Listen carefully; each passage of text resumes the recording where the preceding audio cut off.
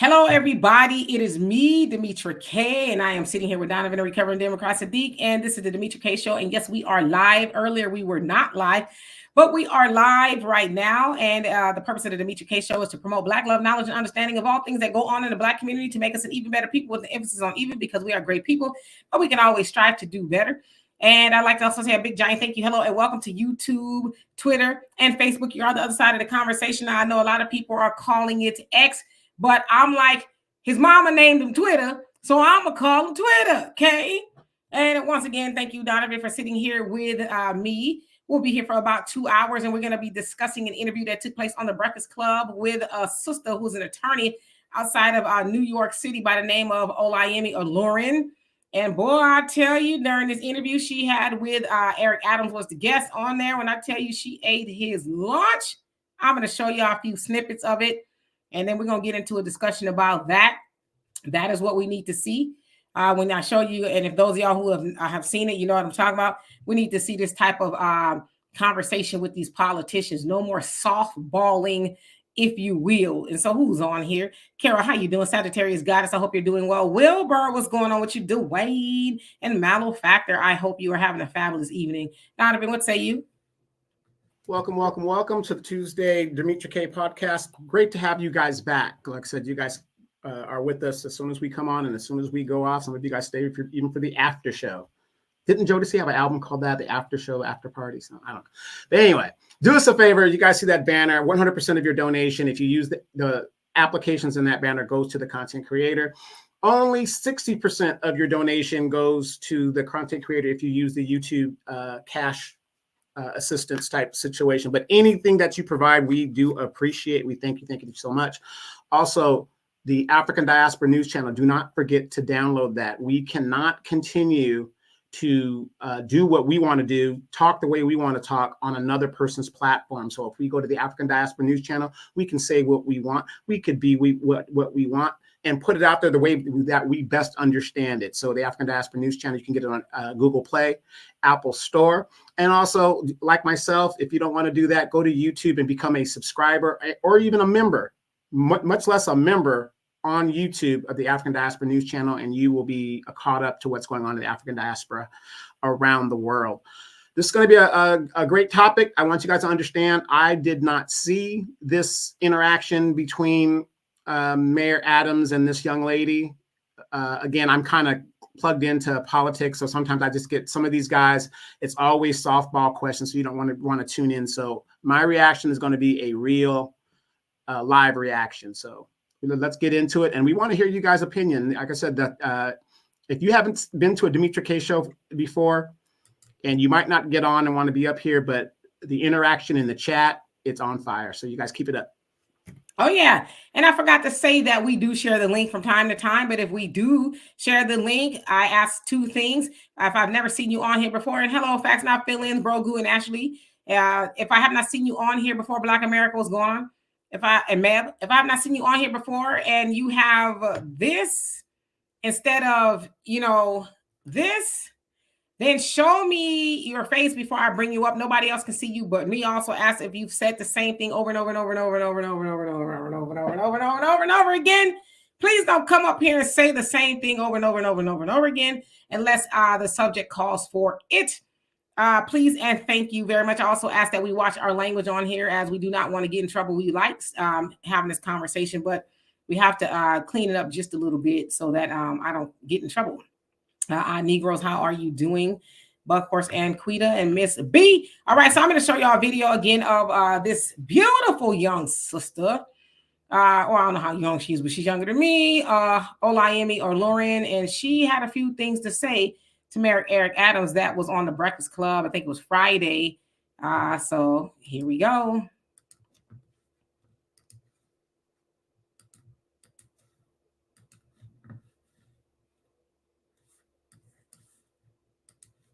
in the same breath that you want to sensationalize and you want to highlight and point out, an officer was killed the other day, which is a rare occurrence across the United States, but let alone in New York. New York police officers have killed at least 7 people this year, including a 19-year-old. An NYC officer killed a 19-year-old in Queens yesterday. I'm not going to dismiss the loss of a life of an innocent person that wears a uniform to protect us. But you do, of the 31 people dead at Rikers and the 19-year-old killed yesterday. I feel like I don't want to take you out of context, and I want people to all of a sudden criticize that you've been dismissive of a young man being shot and killed. It's not going to work on me. I'm not trying to work anything on you.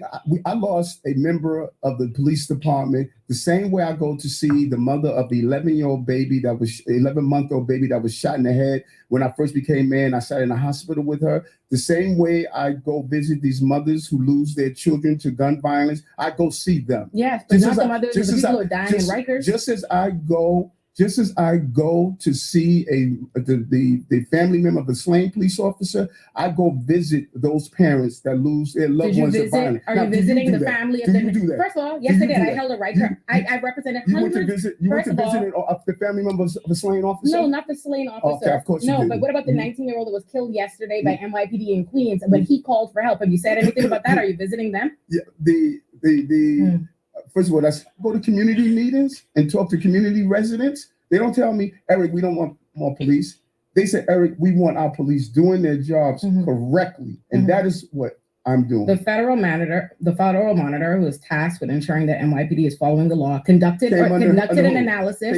Conducted an analysis that happened 8 years ago, but they're still here monitoring what you're doing. And they said that you have brought back stop and frisk policies that are worse than they saw even during the Bloomberg era. But more importantly, they analyzed the neighborhood safety. I could show you the report is available, and I know it's been available to you because your spokesperson has commented on it. They did an analysis of over 10 precincts, 10 different precincts. That is factual. There's a federal monitor reporting to Judge T. Swain on it and presenting information. They said that, yes, listen, let me finish so you could peel it back. They conducted an analysis of 10 different precincts, and of the stops of 10 different precincts, they found that 97% of them, by the way, of the neighborhood safety teams that were disbanded in 2020 because of their disproportionate abuse against Black and Hispanic people that you revived, they analyzed 10 of those different neighborhood safety teams and found that they're conducting 97% of their stops on Black and brown people, and a quarter of them are unconstitutional. That's what the federal monitor said, not me. You got up and declared that we have this migrant crisis, and I thought it was interesting, your earlier point about the difference between how Ukrainian migrants are being received versus migrants, Black and Latino migrants, because again, you gave a town hall where you were the one who gave this speech and you incentivized New Yorkers to feel this way. Feel which way? This feel like there is a migrant crisis where the migrants are being treated differently than them, where they're getting resources that the migrants are getting resources that are not being given to them because you were the one who presented it to the city that you had to cut budgets across because of the migrant crisis, even though recently you decided that you all actually do have the money to handle the migrant issue that just wasn't publicized as much. No. So this goes back to my original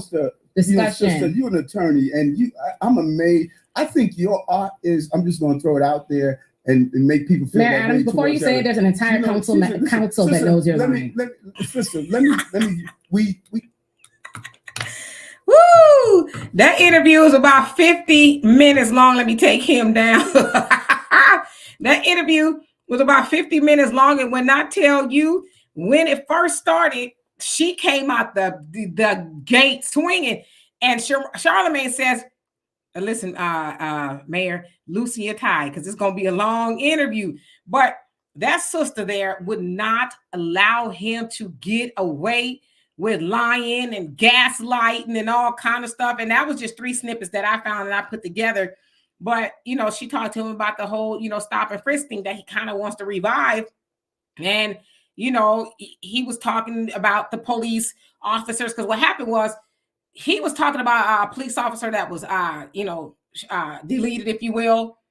And she was like, okay, well, what about the people that have died on Rikers Island? And I think she said 7 people that have been killed so far by police officers in New York. And then he says, well, I don't want you to I'm not going to dismiss a police officer's life and this, that, and the other. And basically, trying to put words in her mouth. But I love that interview. I love that sister. I don't know much about her. I love what I see. I'll just put it that way. But what I love is, because a lot of times we watch these interviews and, the interviewers sometimes give these politicians little softball questions, and they'll ask them a question and then they'll let them yammer on like Mayor Adams was doing and not telling the truth and not pushing back and saying, you lying. And it's unfortunate that she had to tell him, basically, you're lying, because he kept going on and on and on. She's a smart woman. She's an attorney. So, I doubt that very seriously she would get on there and say stuff. She was like, you can look it up. It came from this council, this federal thing, this blah, blah, blah. And so I don't think he liked her very much, but good. He don't like her very much, because that's the type of interviewing that all of those politicians to get, because as they talked about, people losing their lives in those jails and, by the police. And he is the president of the city. So he should be the one to answer those questions and not, be used to just lying about everything. But Charlemagne and Envy, they asked a few questions, but they let her, man.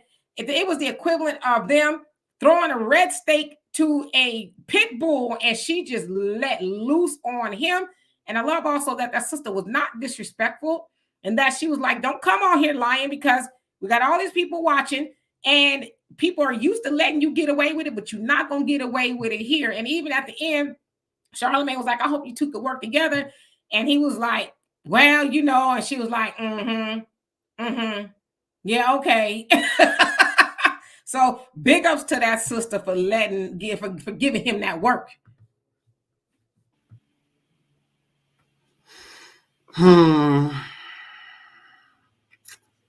Now, I'm going to do the opposite here. Why is it that y'all bigging up in this woman when she's coming down on a black man? Why is it? No, I'm joking. I'm messing with you guys. We're not going there with that. You guys see Demetria's thing? This is why this show is so popular, Demetria. I'm telling you, because it's authentic, it's real. This is not a big up woman's thing and women can do no wrong. It's not a big up man can do no wrong, blah, blah, blah type thing, right? You guys, like I said, nobody was expecting me to come back with that. But if I was on my show, I would be, look at how this black woman is tearing a black man down. And the reason I'm saying that, you guys, is because this is how propaganda works. You can take anything, and here's the queen of propaganda right next to me. Not the queen of breaking propaganda. Right. The queen of spin. They can spin anything. So what we have to do as people is we have to look at the spin and decipher it for what it is using our logic. So, big ups to her. She did take him down, because I'm getting tired. And do you see how they do this?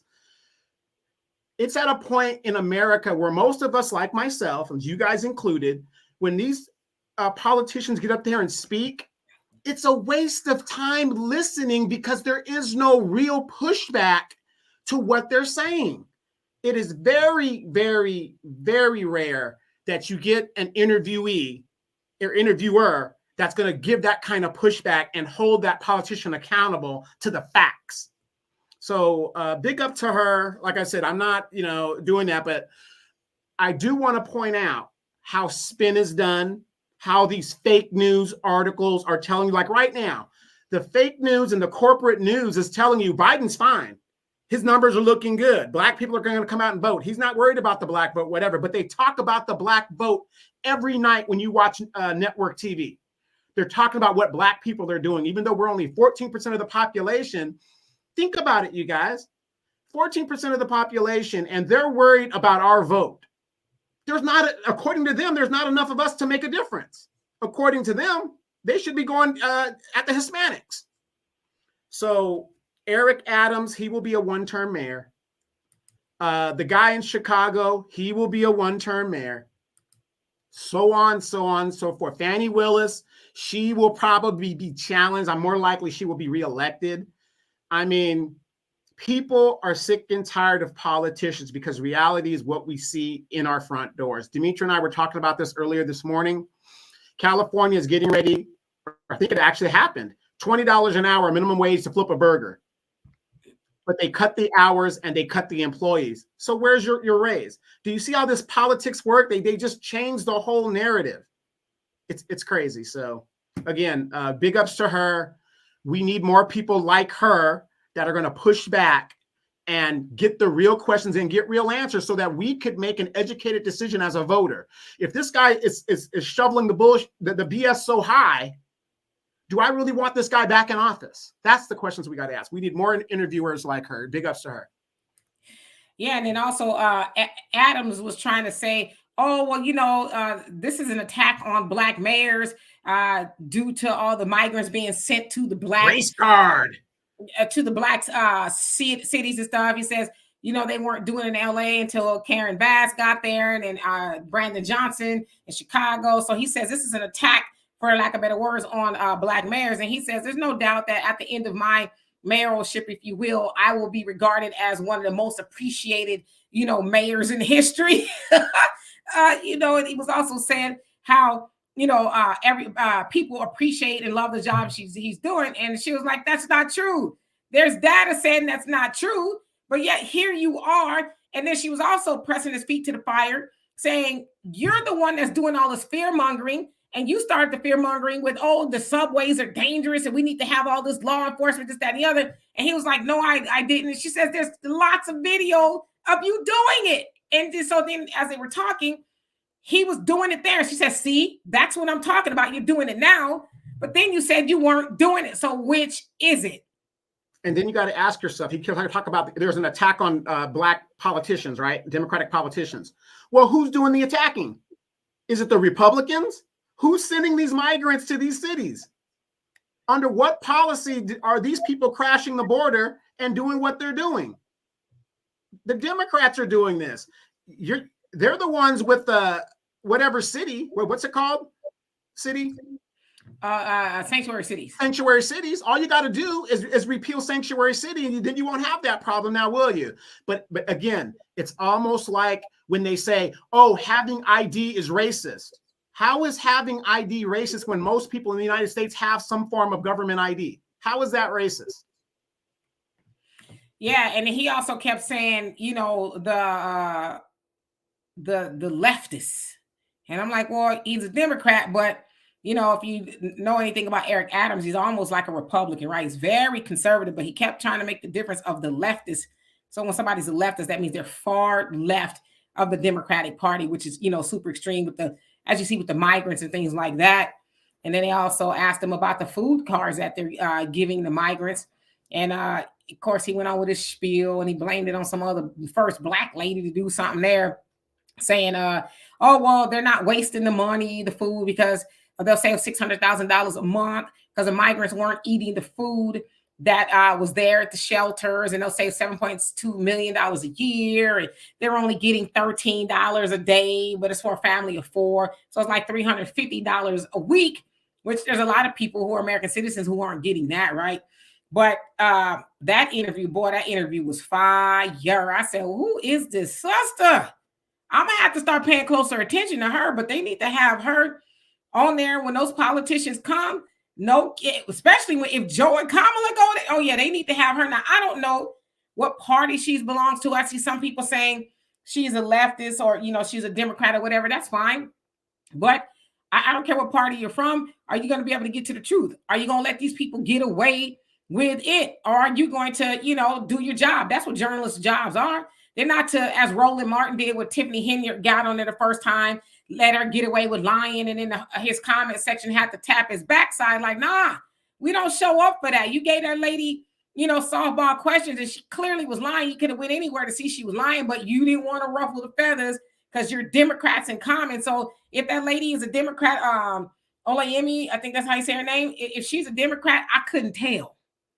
And then you also got to remember when you're a interviewer that doesn't throw softball questions, they don't want to be interviewed by you anymore. So the chances of her being interviewed or to interview a major political candidate is almost zero. Is almost zero now because they see that she's not about the BS. And isn't that funny? These people they want to represent us and make millions of dollars, but they don't want to answer real questions. They don't want to answer the real questions.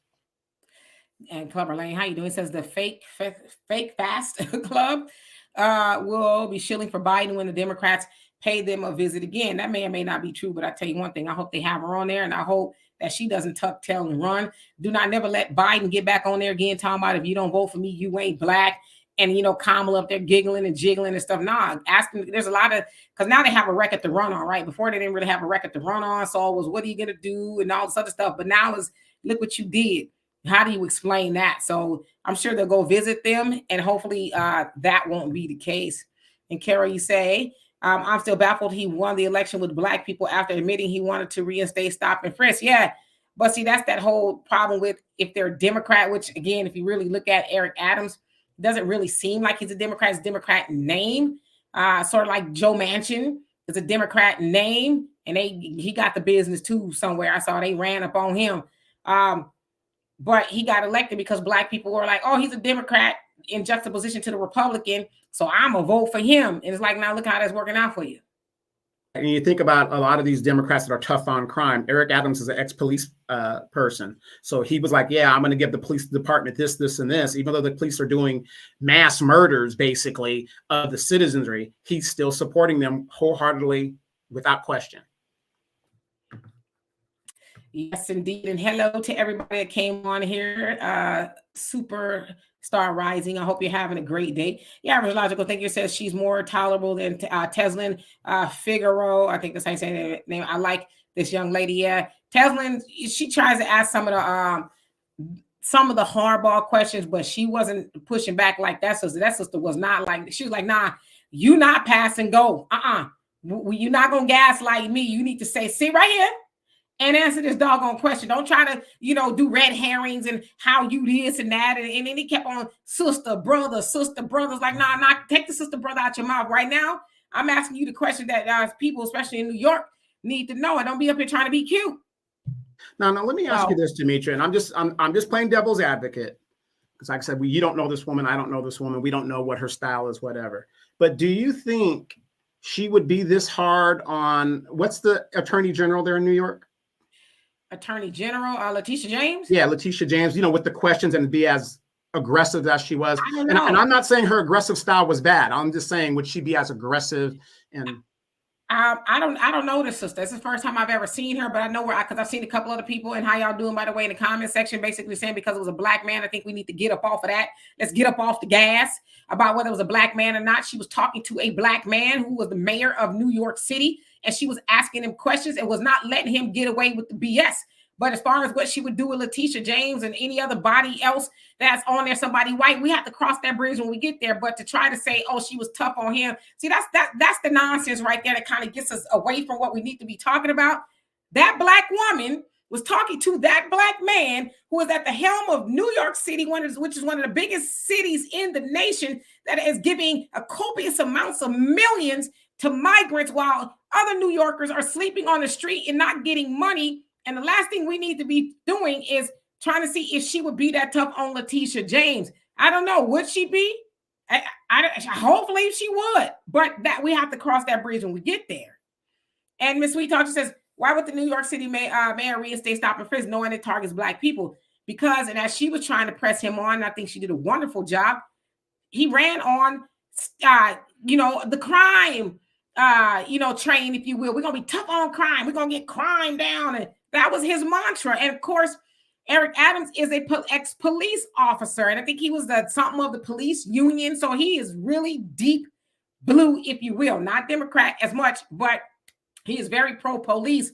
And so, of course, stop and frisk is a signal to them folks that, hey, I know y'all scared, but I'm going to, crack down on these black and brown people, and I'm going to make sure y'all feel safe. So that's what it was that he wants to. And of course, we know stop and frisk was an epic fail and went over like a lead balloon under Michael Bloomberg. He tried it, and it targeted predominantly black and brown men, netting, I think they said like 4, 5, 6, 7% of those stops netted something. Black men and brown men were stopped 20 and 30 times, sometimes a piece. So they got rid of it, but yeah, he wants to reinstate it.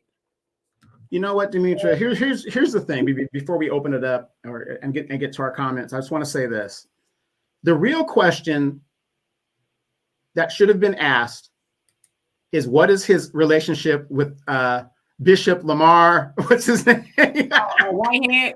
Yeah, Whitehead. And what's he going to do about it? He said, I don't know you. Hey, Rodney, he said, I don't know you at all, brother. You on your own. Don't drop the soap and all of that. What's the connection? Is there any validity to him knowing them best buddies? Yeah, I believe all that is true. But once you get found guilty, I don't know you. Like Mariah said about J-Lo when they asked her about J-Lo, She said, I I don't know don't know her. her. I love it. You know, because nobody's talking about the bishop. I mean, the bling bling bishop. I mean, all them crimes and stuff. I mean, come on. Eric Adams is supposed to be his boy. Why wasn't that question asked? Damn it. Right. Michael, thank you so much for the donation. Love and appreciate you for that. He says, Donovan and Demetri, both of you said voting in local and state elections is more important than voting in federal election. Yeah, most definitely, because that affects you most and it's the closest to you, with your city council and your mayors and, you know, and all of that.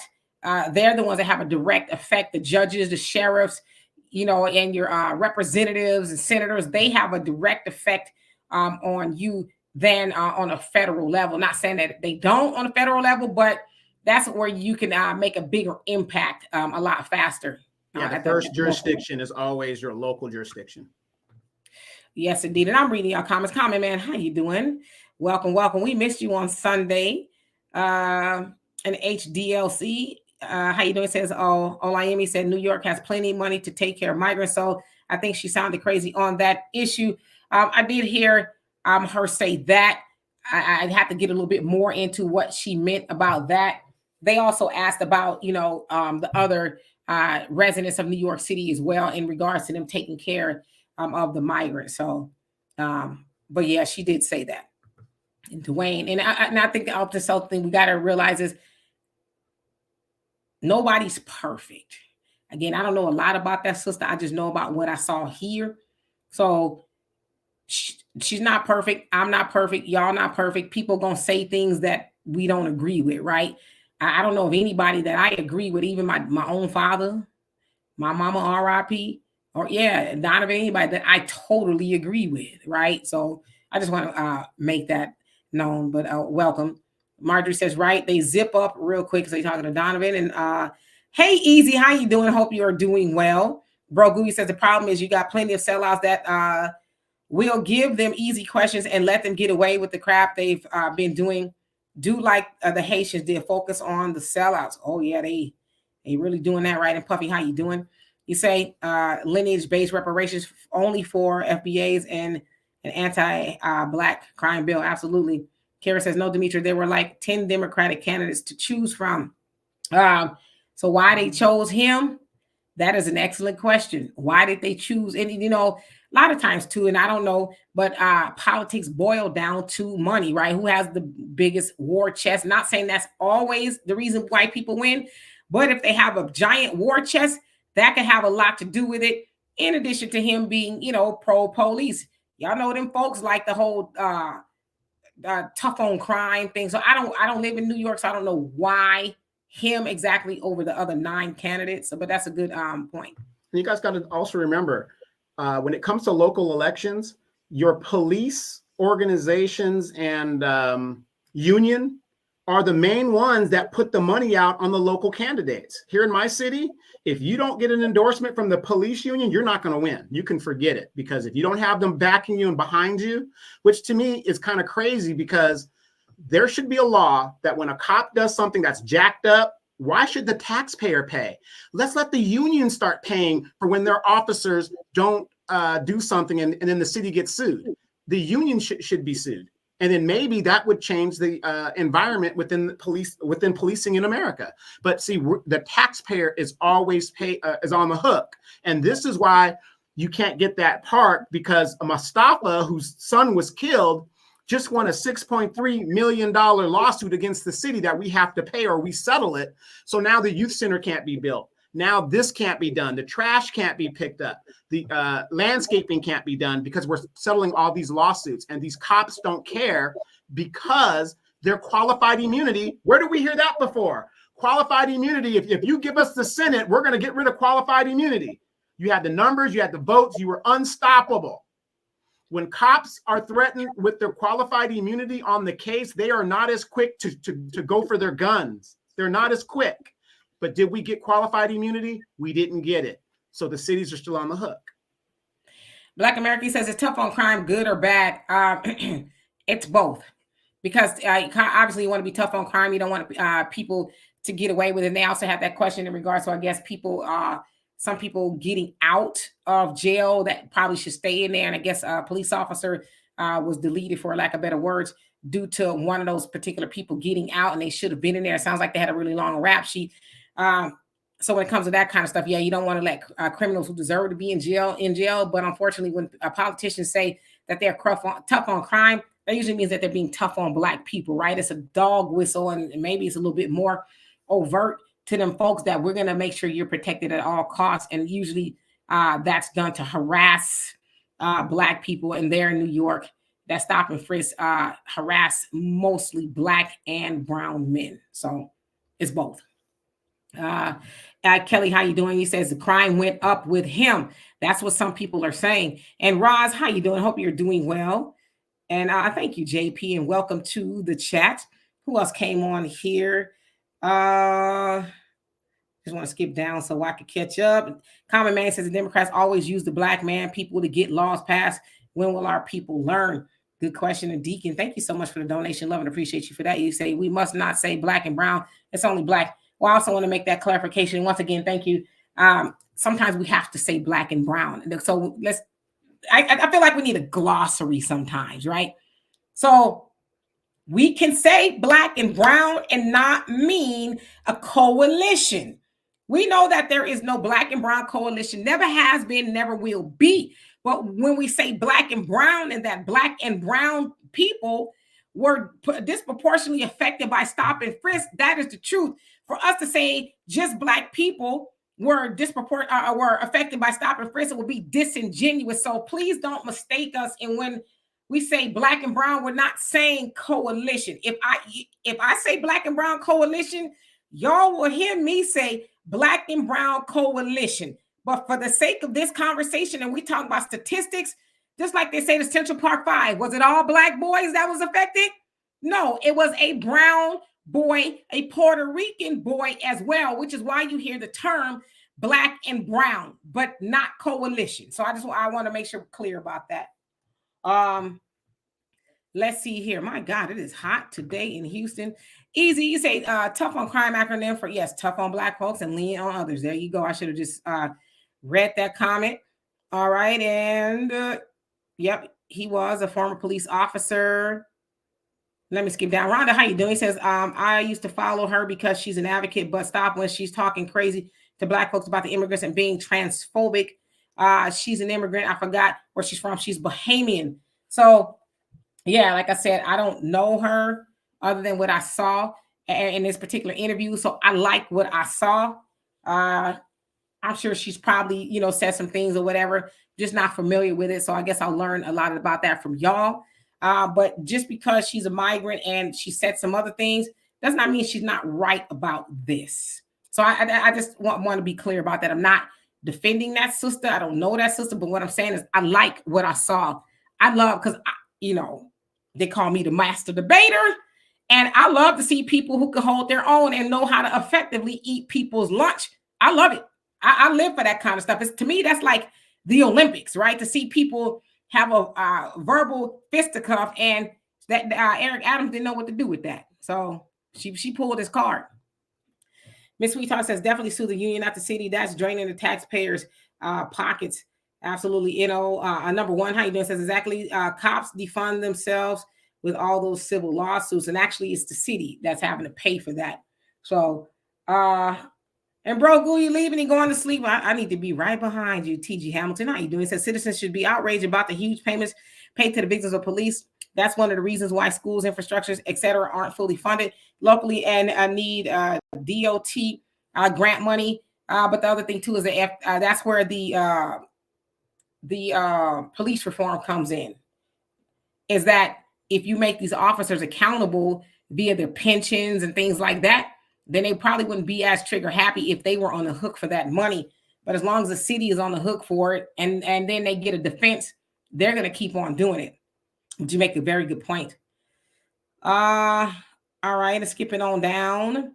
Dwayne says if Donovan, it would. Okay, so he's speaking to Donovan. Easy said that's why Houston say they're out of money. Yes, I saw that. Says too busy paying out all police chases, ending with innocent people on the live, and they talking about raising taxes. I'm like, damn, why do people got to pay? Because the city does not know how to manage the money. Especially here, and I imagine in Texas, but I know in Houston, real estate property taxes is the highest in the nation. So it's like you're going to raise taxes on people even more. Hell, minimum wage here is $7.25. So what they supposed to do because the city, and I know Mayor Whitmire is new and he's trying to, go through and see where, the misappropriation is taking place, but to raise taxes on people, I think that's unfair. Percy, how you doing? It says the city has issuance company to pay the lawsuits, the taxes, pay for the insurance. More lawsuits make the rates go up. You better believe it. And Ross says, I wish cops were forced to carry insurance. If the insurance companies have to pay for all of the claims for police misconduct, that stuff will stop lickety split. I tend to think that they shouldn't make an insurance company pay for them being trigger happy. I think it should come right out of their livelihood because there's a lot of things that you could do. Like I was a notary when I was in California. Like I said, I think I still am. But we have to have errors and omission certificate, insurance, basically say if you do something wrong, then it will cover that. So if you're paying for insurance or like say doctors have malpractice and all that insurance will pay for it. Now they may get dropped and pay a higher premium, but if it's coming directly out of somebody's bank account, especially if they're taking somebody's life, they'll think twice before they do it. What do y'all think about that? Okay, so let's see. Rondi says, I used to follow her because she's fighting the qualified immunity and the poor treatment and conditions of inmates and Rikers. And yes, she did talk about that as well. Common Man says, Demetri, 3 swing states have started registering people without needing any identification. Ain't that some ish? When will our people learn? And which states are those? And Puffy says, they are not the police. They are race soldiers. Well, they the same thing. they the same thing. Is it interchangeable definitions, if you will.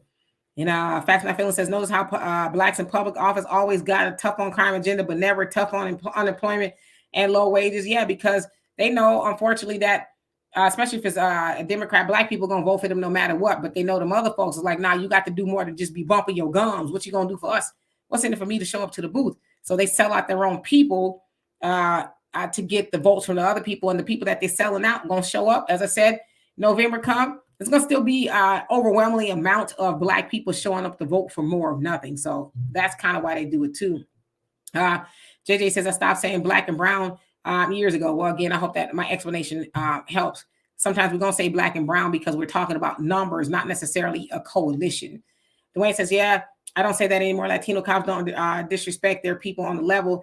Black men are disrespected and profiled. All right, let's see. And Tariq, how you doing? He says, where was the smoke for the other politician that interviewed on the Breakfast Club? Where was the same smoke for Candace Owens? Well, in all fairness, that sister was not there.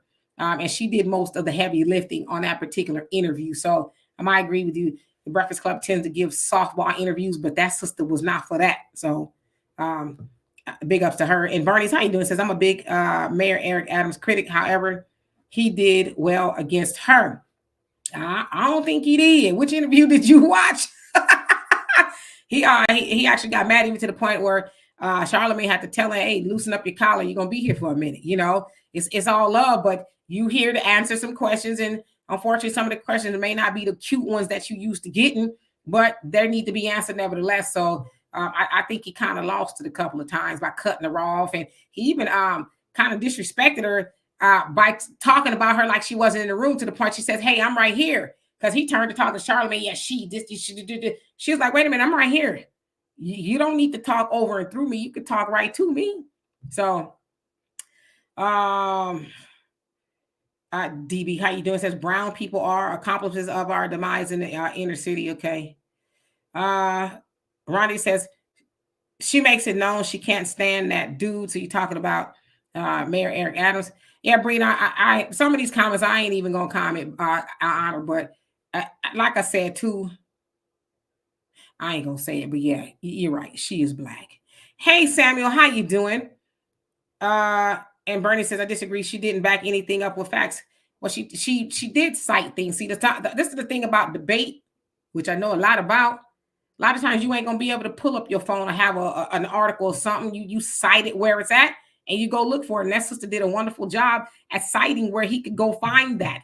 Also, I should say that she is a lawyer, so lawyers are usually pretty good at knowing where to go find stuff. So I disagree with you that she didn't back it up. She told him where to go find the stuff, and he didn't disagree with that. But see, the problem is we are used to people lying and getting away with it. That sister stood toe to toe with him, was like, you lying.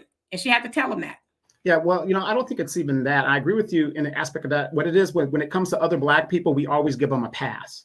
We're always giving the benefit of the doubt. That thing. See, this is the thing, though. Maybe I'm hot. Maybe it's Maybelline. I don't know.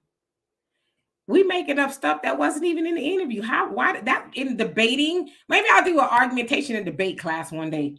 That's called a red herring. Straw man. Like none of that stuff was even there. So we're plugging in stuff that wasn't even a part of the interview. Whether I've never seen her have an interview with another Black person. So I'm not saying she doesn't do it.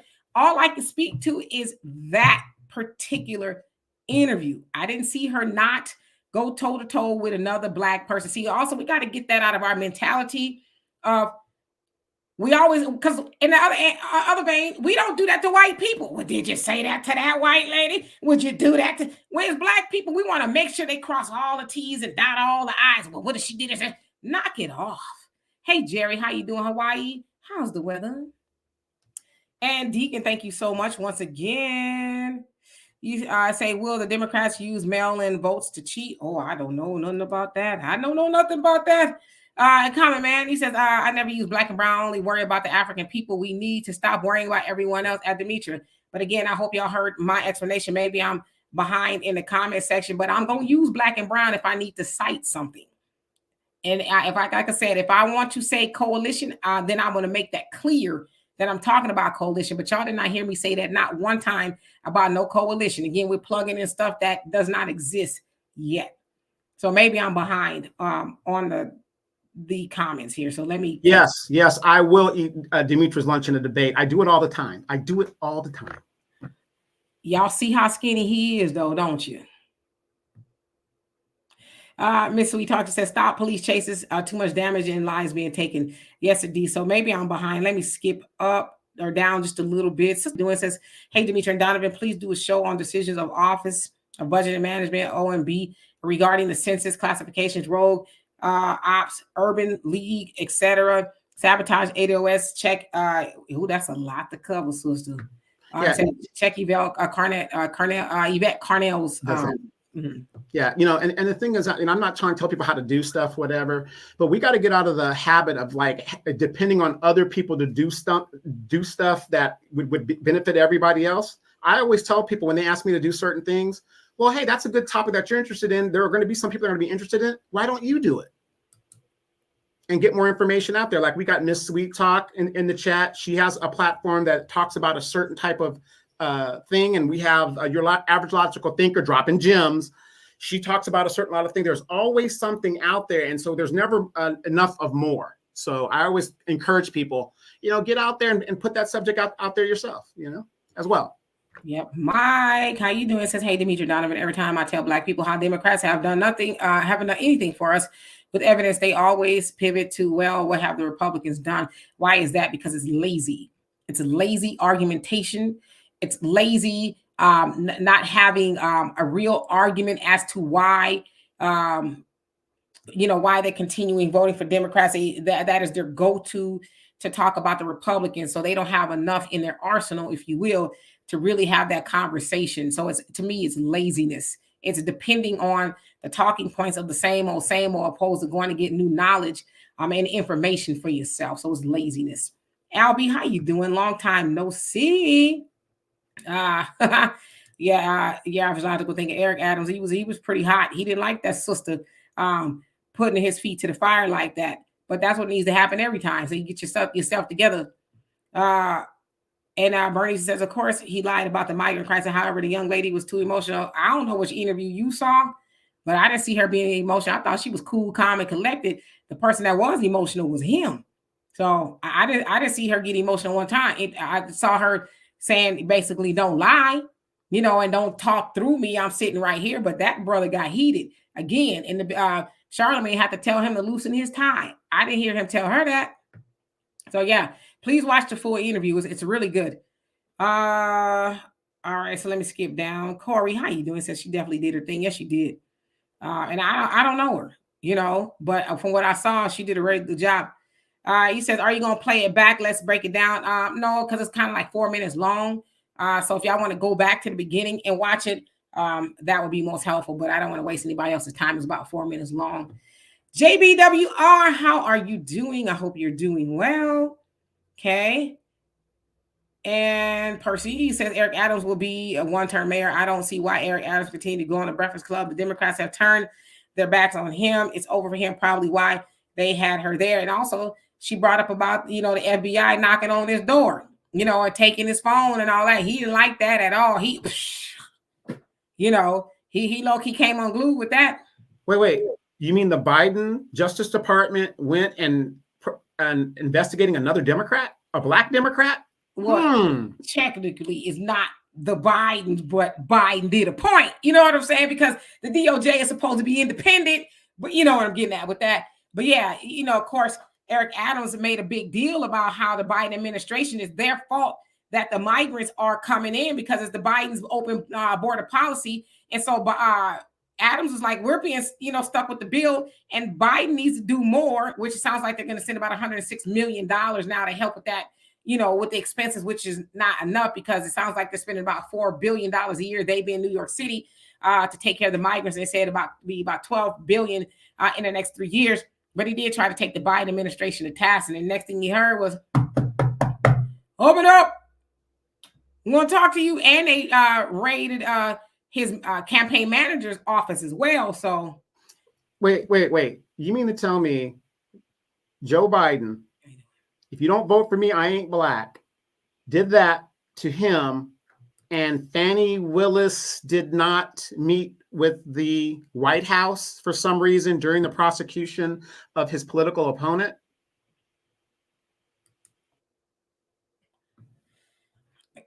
Yeah, I guess. That looks kind of suspicious that he seems to be going after people that don't seem to agree with him. Well, again, it's not his department, but I get where you're going with that. Because that's the go-to. We don't have anything to do with that. We're staying out of it. That's an independent department. You see what I'm saying? That's the official answer. But logically speaking and thinking is like, is it independent? I don't know. It doesn't seem like it is, but. Right. The George Floyd thing didn't really come about, and all these promises he was supposed to do and didn't happen, even though he had a majority in both House and the Senate, gave everybody else, a small group of people, what they wanted, but couldn't give a bigger group of people what they wanted. And now he loses the House, and now he can't do anything for Black people. It's kind of strange. Yeah. And number one, she brought receipts. She wasn't up there just talking, right? So that's why I'm saying, Bernie, what interview did you watch? Herb, how you doing? He says, the Honorable Elijah Muhammad wrote message to the Black man in America, not Black and brown. Again, where did I say coalition? Y'all getting hung up on. I'm just one of those people is like, it's not worth it to keep repeating myself. And trust me, I have a message to Black man in America over there. I've read through it a copious amount of time. I know exactly what the Honorable Elijah Muhammad said. In fact, he says we shouldn't even be worried about what's going on with our brothers and sisters in Africa until we worry about and get our own selves, in the position that we need to be in. And he said that in the fall of America. So again, I never said Black and brown coalition. See, y'all so pent up on us and not trying to be disrespectful. Semantics. Yeah, to where it's like, so we're going to die on that hill? Is that what we're going to do? Because you're going to have to say Black and brown. You're going to have to say Black and Asian. But that doesn't mean there's a coalition. I know that and seems like it puts it together. But for context, no one on this panel say anything about a Black and brown coalition. In fact, Donovan and I are very clear that there's no Black and brown coalition. Felix T. Harina, who was LULAC's president in 1956, says, I am not interested in aligning with the Negro. His problems are not my problems. And every other president of LULAC before and after him said the same thing. We are not aligning with the Black community. So we know that there's no Black and brown coalition, but we don't say Black and brown for the sake of context to tell a story. If that is all right with y'all, I'm not going to say that no more. let's see here. Let me skip down just a little bit. Hood View Politics. How you doing? It says you guys are misleading Black people on the podcast. I'm gonna send you a link in just a minute. You and only you a link in just a minute, because that's too much to be doing. Going back in the comment section. All right, and your average logical thing, it says 106 million when they can simply deport to rectify this mess they started. Yeah, and of course, in some of those shelters, especially in New York, they've given the migrants like 30, 60 days or something like that to vacate the premises, and they asked him about that.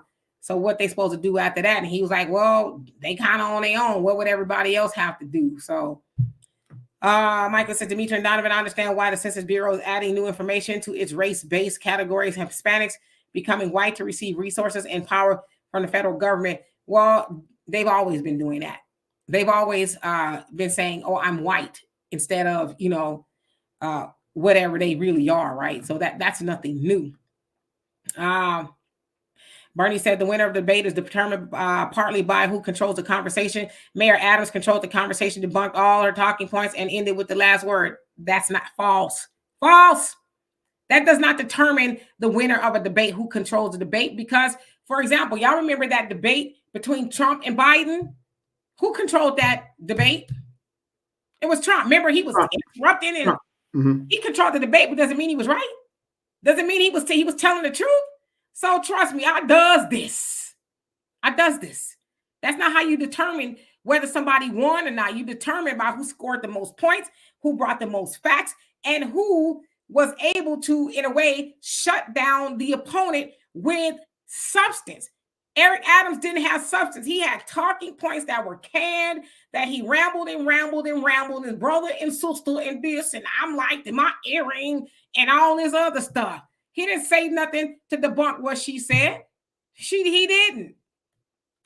Anyway, Hood Review, I'm gonna send you a link, and only you a link. The Lions Den, how you doing? Naomi, what's going on with you? Naomi, I think I said it right. How you doing?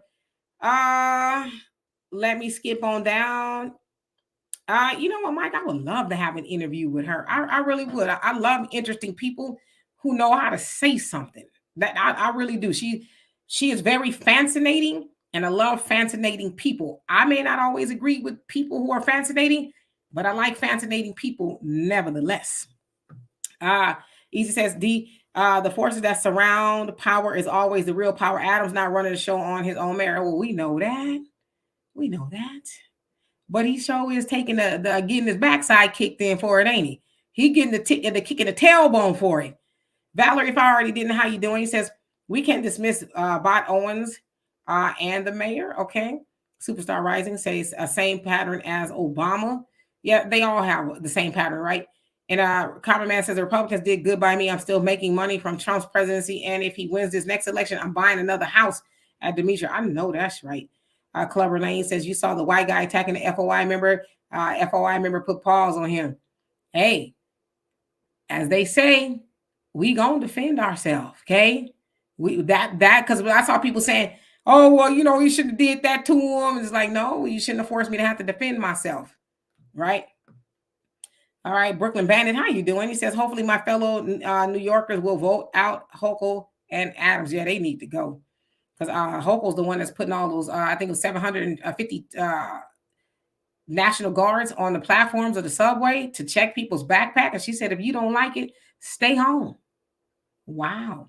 Soto, he said, sometimes we can be quick to find fault in our own people. And I don't think we realize how slave-minded that is, to try to poke holes in, and a lot of it is just jealousy.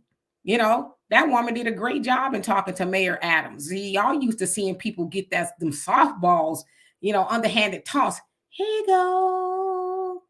Instead of that curveball. That Roland Martin interview. Let's start calling it the Roland Martin interview. Right.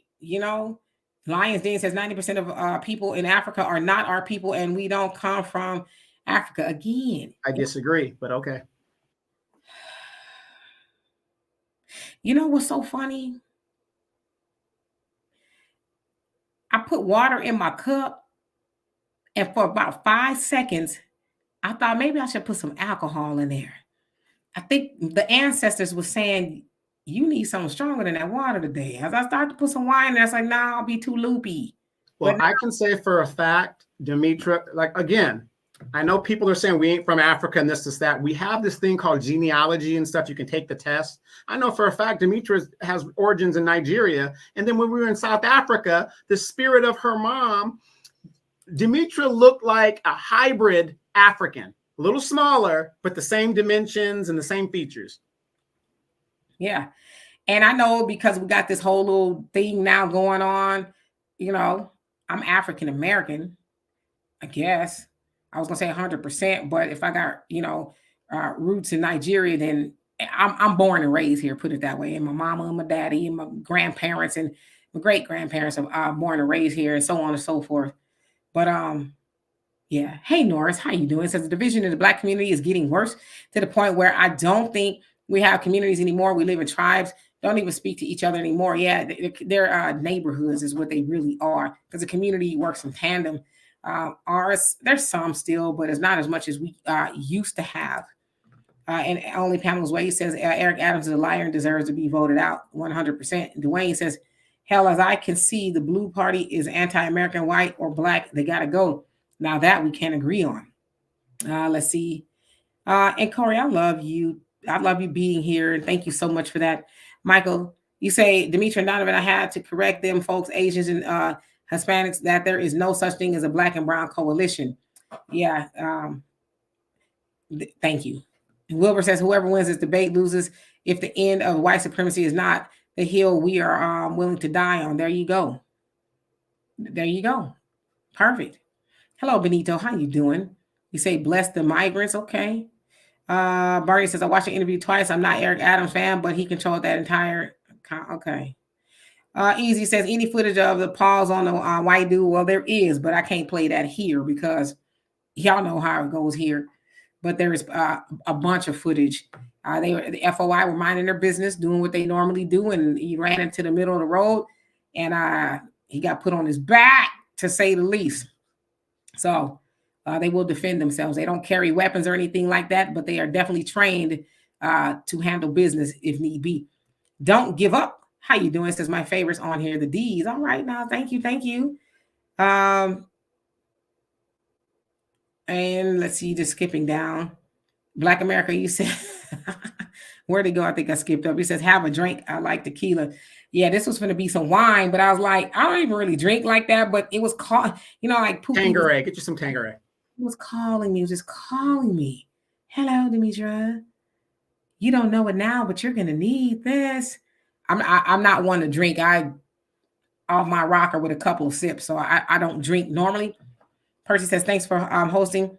The host taking the time to read the comments. Oh, yes, my pleasure. Again, I'm not one of those people to sit here and just and not acknowledge you all. You guys are the third co-host, if I didn't already tell you that. The Lions Den says, we were the Jews who fled into Africa. Okay. And Black America says, how long does it take to be American? Well, I think if you're born here. If you do it the right way, and you migrate here, it'll take you a little over 10 years, unless you serve in the military, which would take you about half that time. So. If you're born here, it's instant.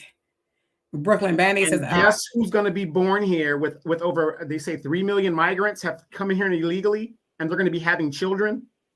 They already have them. Yeah, exactly. Brooklyn Band-Aid says, I accept any Afro brothers and sisters, Afro Latinas, and Afro Latinos. Absolutely. Just a boat stop, really, the most in Brazil from what I understand. So yeah. But we could be here all day trying to argue that.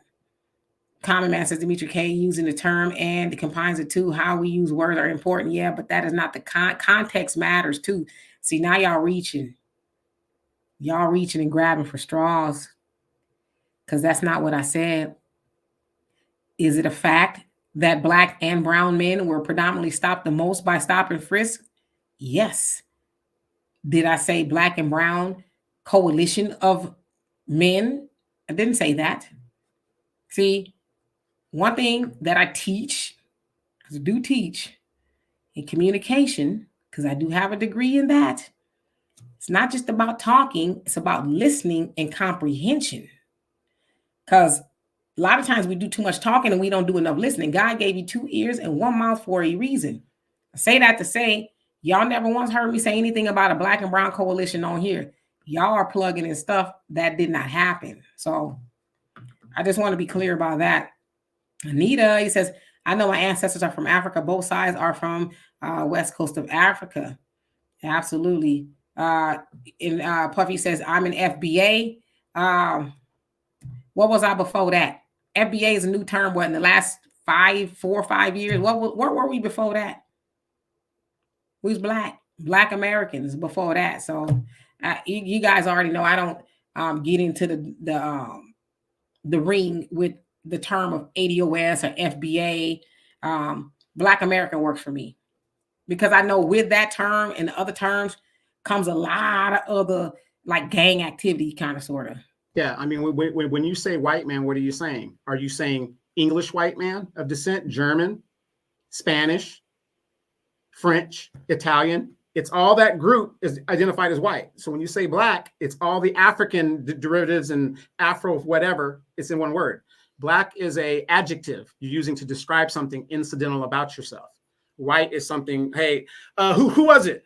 It was a white guy, 6'2". What, you know what I mean? And that's all you're doing. It's just an adjective. Right. Deacon, he says, and thank you so much for the donation. Love and appreciate you. He says, Demetri, can we do dinner whenever you're in Florida? Yep. The next time I come out, what part of Florida are you in? Because, you know, Florida is kind of like that. Don't go to Jacksonville. No. Duval. Yeah. That's where I would more than likely be. Live there for a year. Trust me. Ghetto. Right. Yeah, that's the dirty South right there. I love it. Valerie, he says, I thank you, ND, for giving these Black people something to think about. It is our pleasure. You know, we get something to think about all the time. Y'all keep us on our toes. I will say that. So thank y'all for that. And Dwayne, you say, if we get our reparations, we can deal with a crooked cops. Okay. Common Man says, that's why so many people hate Trump, because he speaks his mind. People like things candy coated at Demetri. Right. And that's why I love that interview with her, because she was not going to be, oh, really? She was like, stop lying. So, and Marjorie, thank you so much for the donation. Love and appreciate you. He says, love you too, for your knowledge and courage to speak out. I appreciate that. You know, it helps when we get comments like that, because it's not always an easy, and I don't even consider it a job, but it's not always easy, because y'all have no idea, maybe you do, the restraint that it takes sometimes. Because Donovan knows that I'm a firecracker. Remember that time when we first started and the guy said something and I went off? Yes, I do. So it takes a lot of restraint. I'm telling y'all, it really does. Because I'm not saying I'm not being authentic here. I am. But sitting up here, you know, you don't want to be acting crazy and stuff. You want to, you know, be reserved. And I would say 95% of the time when I'm off of here, I am. But sometimes I'm like, getting on my damn nerves, you know. So thank you. Valerie says, Black people have been scattered all over this globe. Right. It's not just in one place. So very absolutely. Mikey says, do they still make Tangeray Donovan? Oh, Lord. Michael says, Demetri, I'm curious if your parents have taken genealogy tests to determine their African roots. No, but my siblings have. But, you know, my father's 80 years old. And in Africa, I guess they call them griots, the storytellers, right? So my father, being 80 years old, remembers his great-grandparents and the stories and stuff that they would tell him. So I say all that to say they didn't need to take genealogy tests, because they were, you know, there to the source of hearing the stories of our people. So they did not, but my siblings and I have. Bernie says, I mean, he told a lot of lies about the migrant crisis, but she was there to debate policing and crime. She was dead wrong on the issues. Okay. Steele, how you doing? Says, when you spill water on the migrants, they multiply and don't feed them at the midnight. You talking about they gremlins? You wrong for that. You are wrong. Yes, Clever Lane Friedman. I think I like that term better, because that's a term that has been around a lot longer than what we are hearing now. So I don't have a problem with that one. Sparkling for Jesus, how you doing? Good evening to you. Long time no see. And Marjorie, you said we must delineate. Now that I do agree with. And as Brother Phil said, we are late to the party of delineation. We have been all inclusive with everybody. Not that there's nothing wrong for being concerned about your fellow man, whether they're African, Caribbean, or wherever they're from. But it has been told to us years ago that we should be concerned with the plight of African Americans or Black Americans, because I know y'all Black Americans, because we are the most disjointed, I would say, probably people in the world, Black Americans. I don't know if there's other people who, when I say disjointed, disconnected from the source, knowledge of self, and all of that. So I definitely do believe that we should delineate. Just another woman. How you doing? Says I haven't had a chance to watch the interview, but I will. Yeah, check it out. It was very eye opening. I loved it. And it was actually sent to me a couple of days ago, but I get sent a lot of stuff, so I don't have time to really watch a lot of things. But that was a really good watch. One, who cares? How you doing? Glad you can make it. Yeah, and Bernie sound Black American. Same here. MC Fact, how you doing? It says, or you could say Native Black American. Yeah, and you can also say you was Black. That's what I've been saying forever. I'm Black. I'm a Black woman. I never thought up until recently that I had to say I'm Black American, because if I'm in America and I'm Black, I think that's to be assumed. But because things have just been, defined, and I don't know, I guess now we have to say we're Black Americans. But I've been used to saying that I'm Black, and it's clear I'm a woman, so I would hope so. No reparations, no vote. How you doing? All right. Let me just skip down a little bit because I want to open up the link. Was it Hood View News? Is that who it was? Yep. That was on here. I want them, whoever they are, to come on here. Dwayne says the answer to end this foolishness is clearly not to vote for any Democrat, any all public offices. F them. I'm F them on the Democratic plantation. Okay. Yeah, Bernie's the original man. Absolutely. We know who that is. Let's see here. I am sweating. It is freaking hot here. I think it's like 85, 87 degrees, and I had on a long sleeve shirt because I've been working. Valerie says, that's like my 90-year-old other laughs at date for the first Black police. She says they were security guards for Black communities only. Okay. Clubber Lane says, will Trump follow the Russian deportation model? Oh, where'd he go? I skipped a model. If he wins, they're not playing. It remains to be seen, right? And Michael says, Demetri Donovan, I want to thank you for expanding my perspective on Black Americans. I'm evolving slowly but surely. And you know what? That's what we're supposed to be doing as humans. We are supposed to be evolving. Unfortunately, a lot of people don't know how to evolve. They won't evolve. They'll stay stuck. And they'll forever, and I'm not saying this to be disrespectful, but forever be ignorant. If you're not evolving, you're staying ignorant, because there's so many things that you need to learn, you need to know so you could grow. And so that's how you evolve. You get information and knowledge that you didn't have before. So it is our pleasure. And thank you for being here too, as a regular in the comment section. Puffy, you say, Demetri, FBAs are the only non-immigrant class of people in this country. Are FBAs Black Americans? Black Americans, right? So it's the same difference. As I said, I'm just not one to ascribe to all of that. When I was a kid, I didn't buckle to peer pressure. I never have. I've always been a very logical person from very young. My mom used to always tell me, you got more common sense. My brother and sister had book sense, which said you got common sense. So I never been one to follow the crowd. I do believe in being on code, but that term is new within the last couple of years. And so, like I said, I don't personally love all that is attached to it. That's just my personal opinion. I love the delineation, but I don't love all the other stuff that is attached to it. It reminds me of gang banging. What sets you from? That's what I hear when I see all the discourse, which is partially why I don't go on Twitter now that Elon is taking it over. It's just like, it's like hell is bust wide open, And I'm not saying that about FBA and the ADOS and the Africans, Jamaicans, and I just choose not to get into that arena, if you will.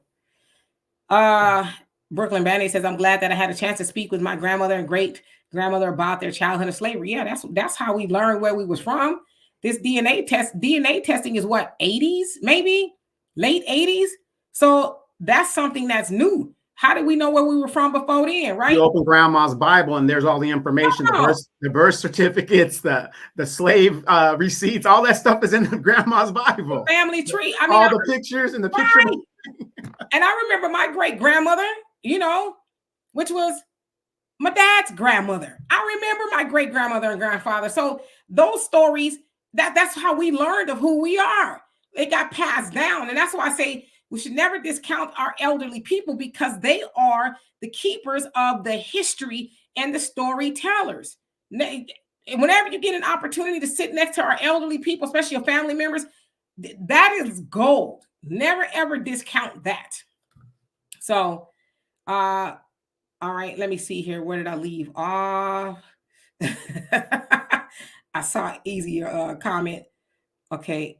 Oops.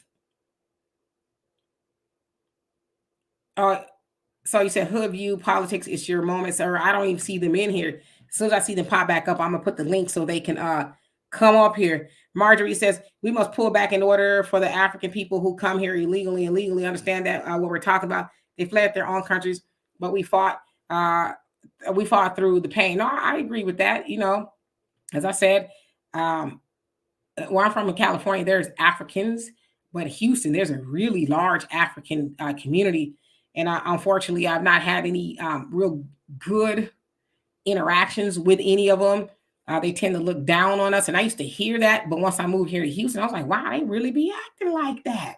I ain't never did. I don't even know you, lady. So, yeah. But unfortunately, when they come over here, and as Donovan, my good friend, say, no, don't come over here for the benefits.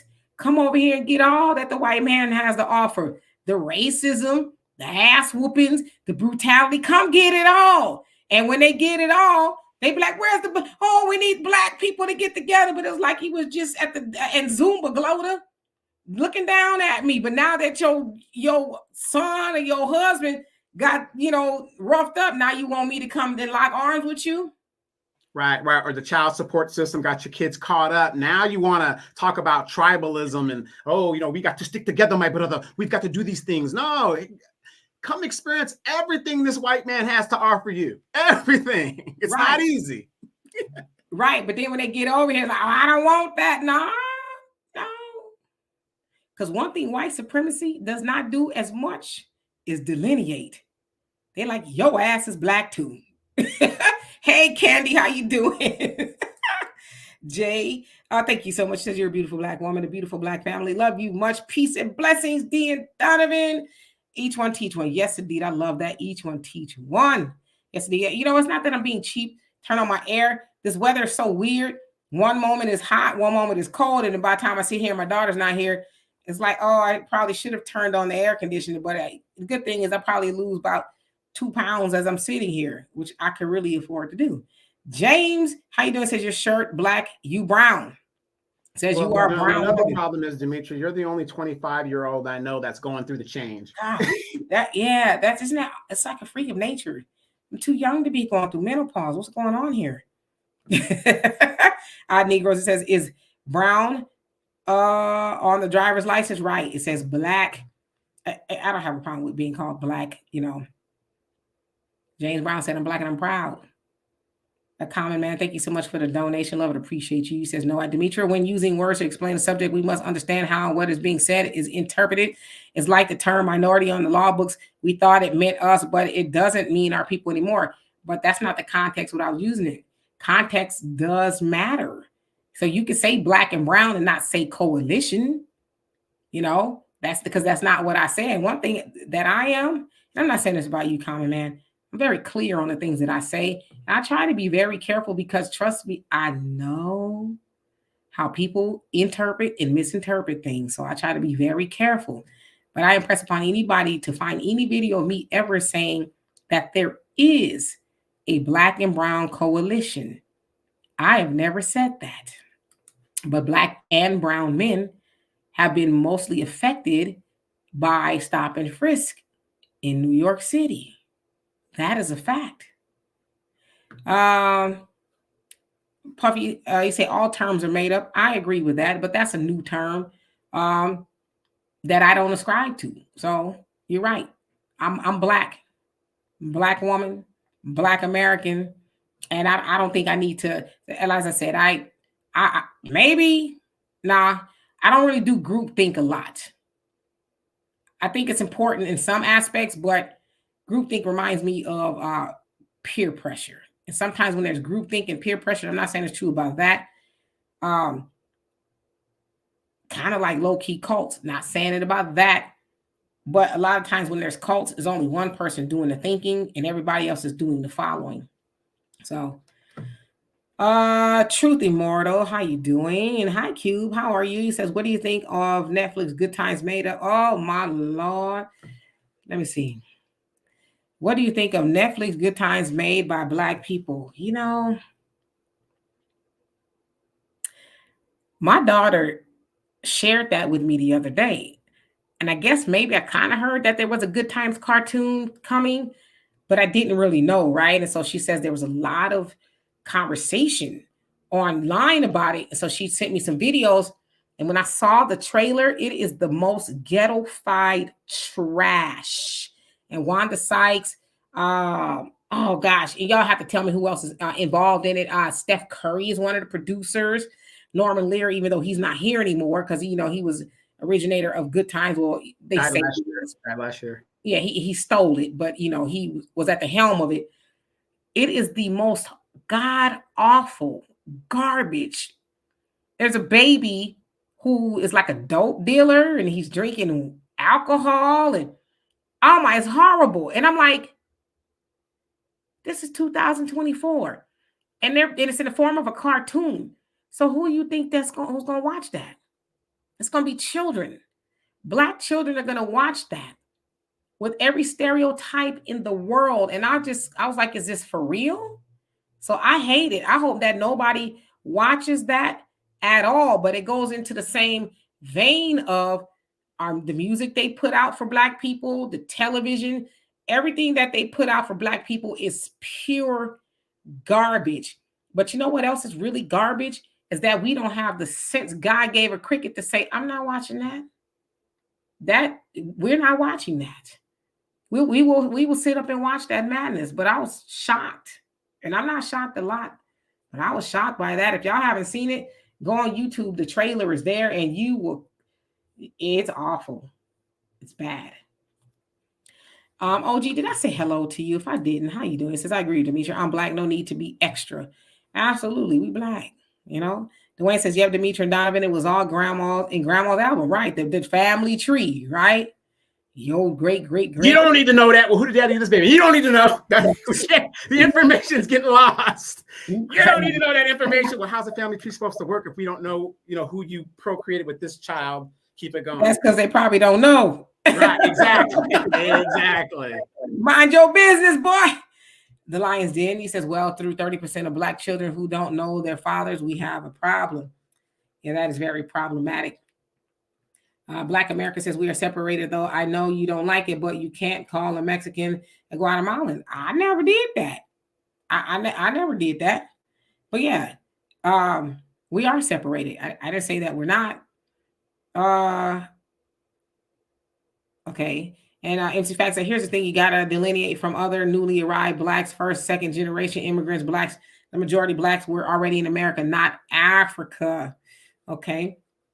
Marjorie says B1 Black, B1 FBA. I lost all my family history papers and I have to start over. The Census Bureau and the LDS Church has the best records. Okay, got it. Yeah, and like I said, I'm not privy to it. So I have some older pictures of my great grandmother. She was a child. But my dad, he, right now, is one of the oldest people on his side of the family. And so he's the one that has the stories. So I listen to him often tell me things. And my dad's still telling me things that I never knew about, back in the day in the family and things like that. So that's where I get my information from, mostly about my family. Yeah, and I'm gonna give you guys some advice, especially in the Black community. When a loved one dies, the first thing you need to do is secure the house, because what's going to happen, especially if they haven't moved far away or whatever the deal is, because a lot of us, we stay in the same town.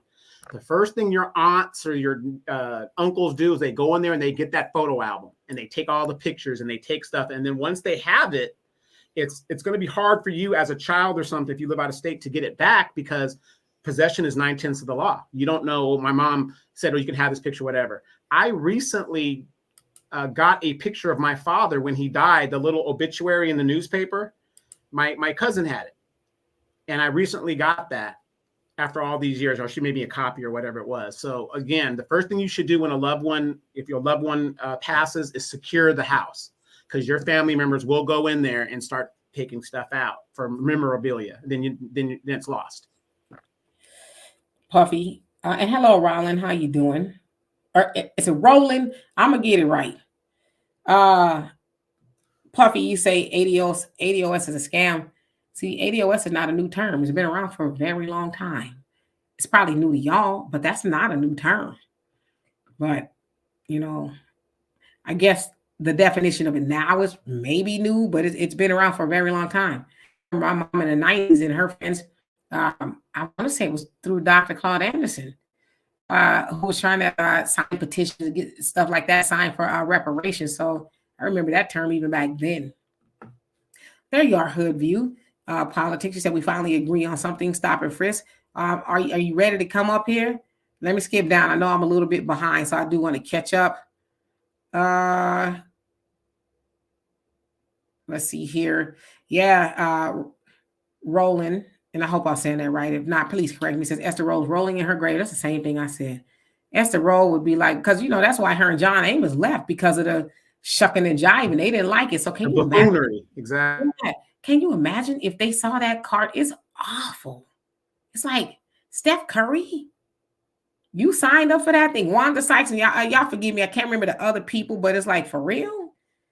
Yeah. Yvette Brown something.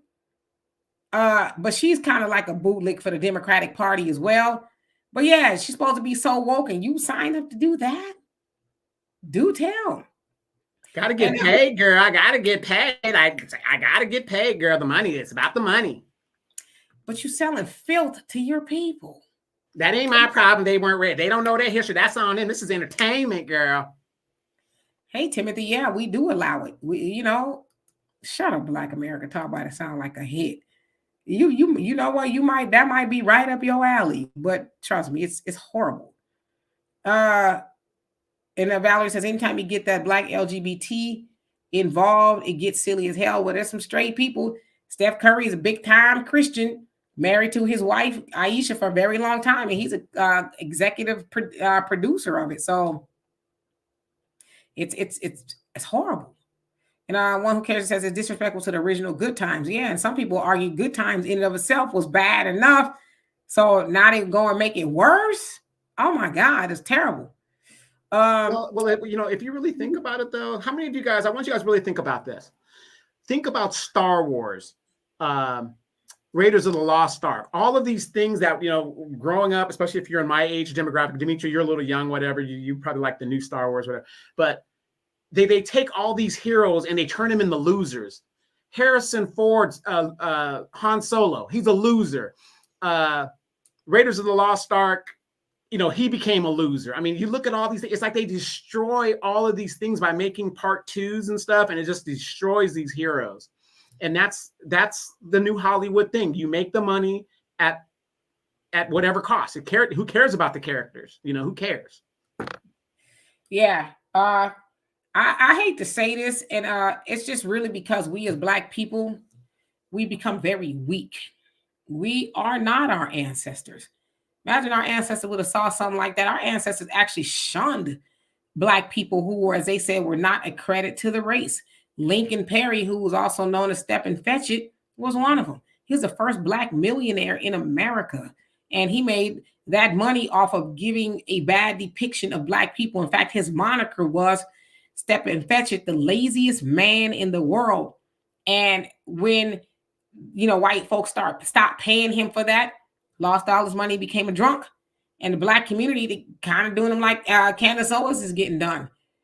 You can't come over here, not after all that shucking and jiving you was doing for them folks.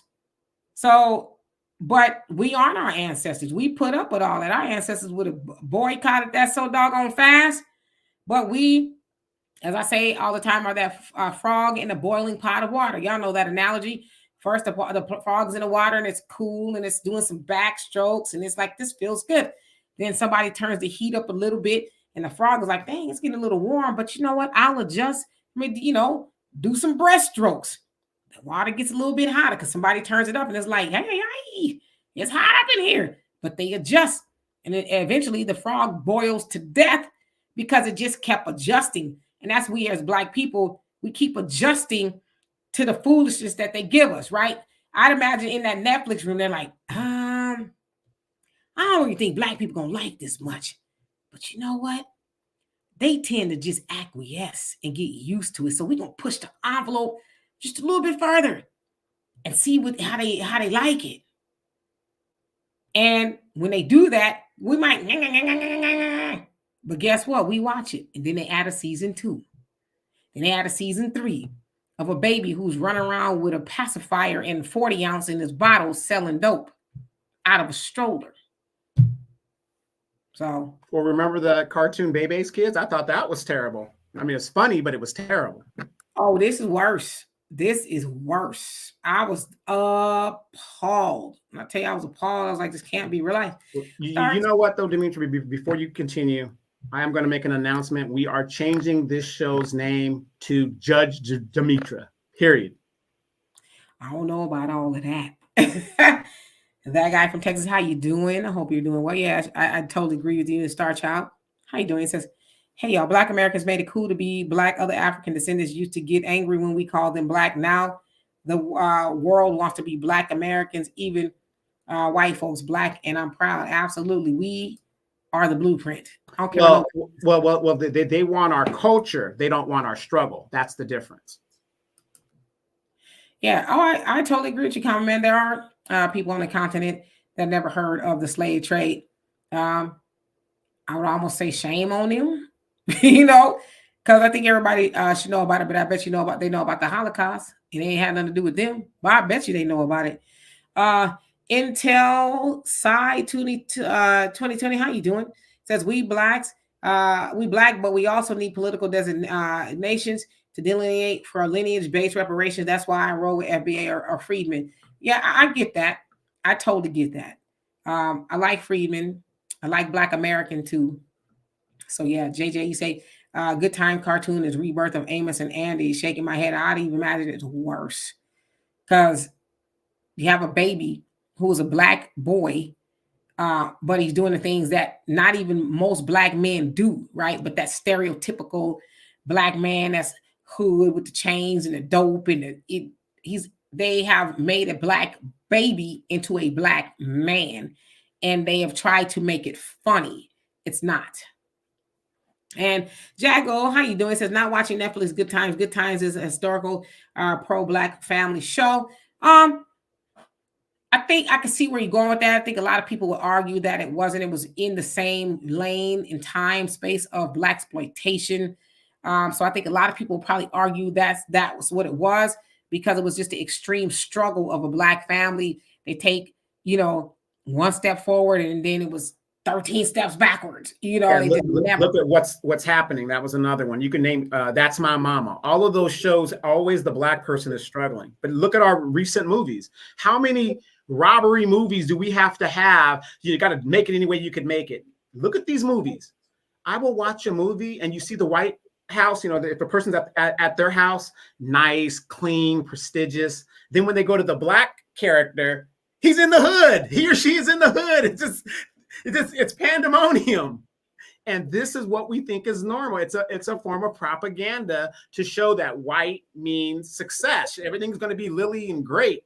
Black, hellhole. Yeah, Star Child is Seth MacFarlane, and he's a Family Guy and all of that. So Black American says, Miss D, with your dad telling you things, what relevance does with relevance doesn't have anything to do with us today in today's time. It may not have anything to do with you, but it definitely has something to do with me and my lineage and learning about my people and what they've gone through and the accomplishments and things like that. So Though we should never forget those stories. No other community forgets their stories and think, oh, well, I don't need to know that. They could tell you from, centuries back of what their grandmama ate for dinner, But us, I don't need to know all of that. So, but we do. Brene says, I regret not holding on to my dad's military memorabilia. But you got the memories, though, And Miss B says, Judge Demetra, I totally understand. And JP, you say, my great-grandmother, I talk to a lot, passed away at 101, and I was 9 or 10. Yeah, but I bet you remember a whole bunch of stuff that she said to you. Shame on you, Demetra. As a veteran yourself, you should have told Brianna what she needs to do in regards to her father's military memorabilia. You write to the VA, you can get that replaced. So all his ribbons, all his medals that he earned, you can get all of that replaced. See, and I'm not trying to come down on Brianna. It's just so sad. This is what Demetra and I talk about all the time, especially when it comes to Black veterans that have all of these benefits that are there. They're there and we don't utilize them and we don't know. So again, you can replace that and get that replaced. So just write to the VA, have the information of your dad, something going on, and they will replace those medals and stuff that you need. Old school, how you doing? Says you got African and Afro Latina behind a foolish cartoon of Good Times. Yeah, that is awful. And Easy say you just watched it. It's terrible, huh? Jen Jones, how you doing? Said it's election year. They must release a slave or a Sambo movie. Oh God, that one is horrible. Well, thank you, Samuel. Rosande, how you doing? It says those types of Black people are the same ones that keep us FBAs down, and it's sad. Absolutely. Corey, you say the Good Times cartoon is absolutely disgusting, to say the least, right? And Black America, you say Disney messed up our movies. But believe it or not, the Disney movies always have some esoteric things in there and meanings and agenda, even from its inception. So name me the number one Disney movie that sold more tickets than any Disney movie that ever came out. Lion King? Song of the South. For real? No, I'm messing with you. But the white people secretly loved it.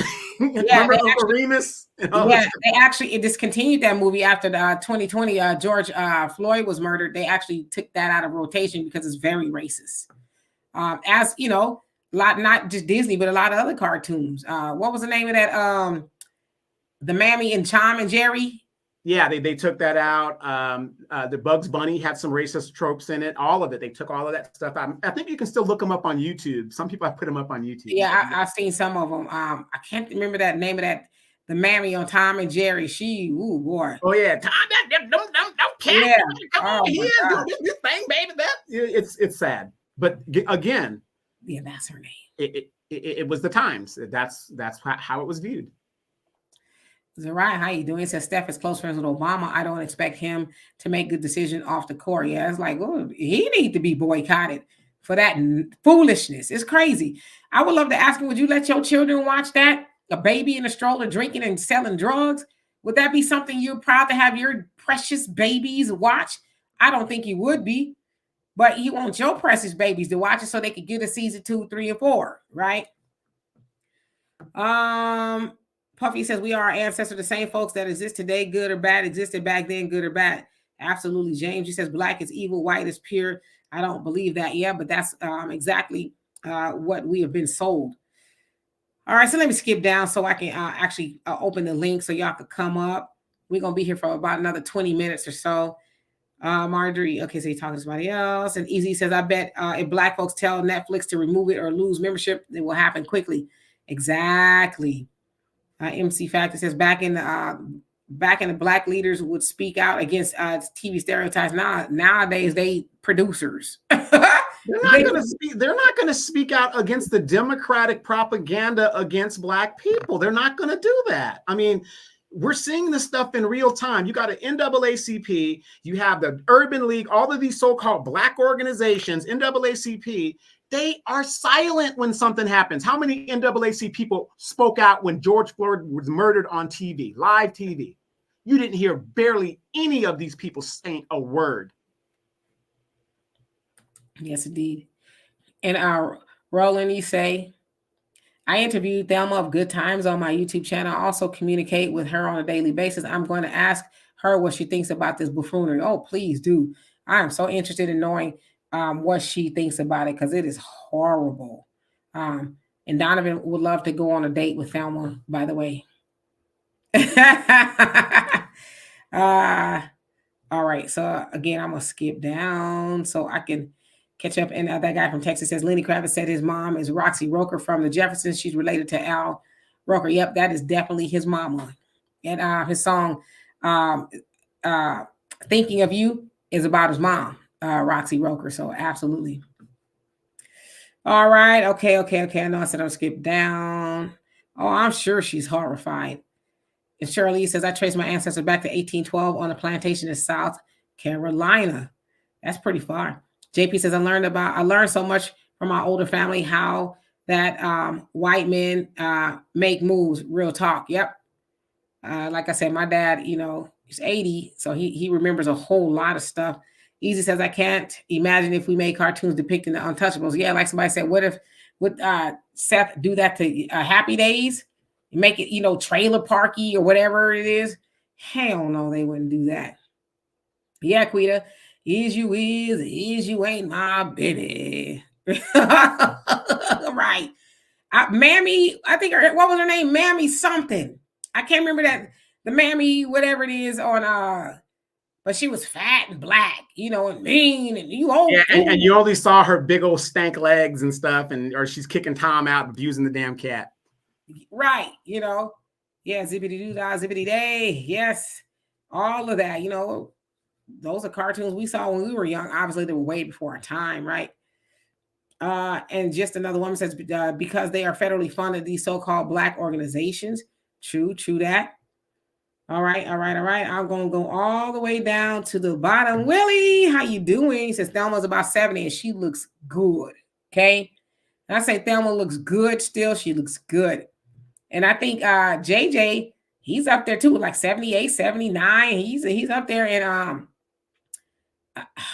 I'm going to say Michael, even though I know he's got another name, but he's still around too. And John Amos he's still with us. And I saw it trended not too long ago how everybody was shocked to know that he had a white wife, or I don't know if she's still alive, but he was. I posted on my page. I posted that. Yeah, but then they dragged Florida Evans for her keeping him in the ghetto. It was like, oh my God. And by the way, for those of you guys that don't know, Esther Roll was married to the great basketball player Oscar Robinson, the Big O. She was married to him for I think 8 years. So. United we stand. How you doing? Some like it hot. Some like it hot. Yes. Great song. Lead singer of that song.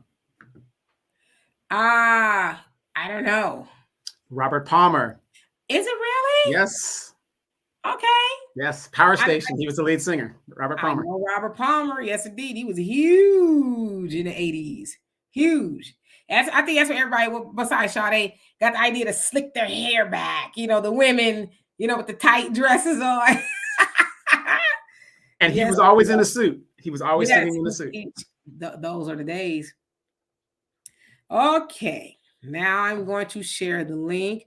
That guy from Texas says Jimmy Walker is allegedly married to Ann Coulter. I heard that. I don't think it's true. That's not true. I don't think that's true.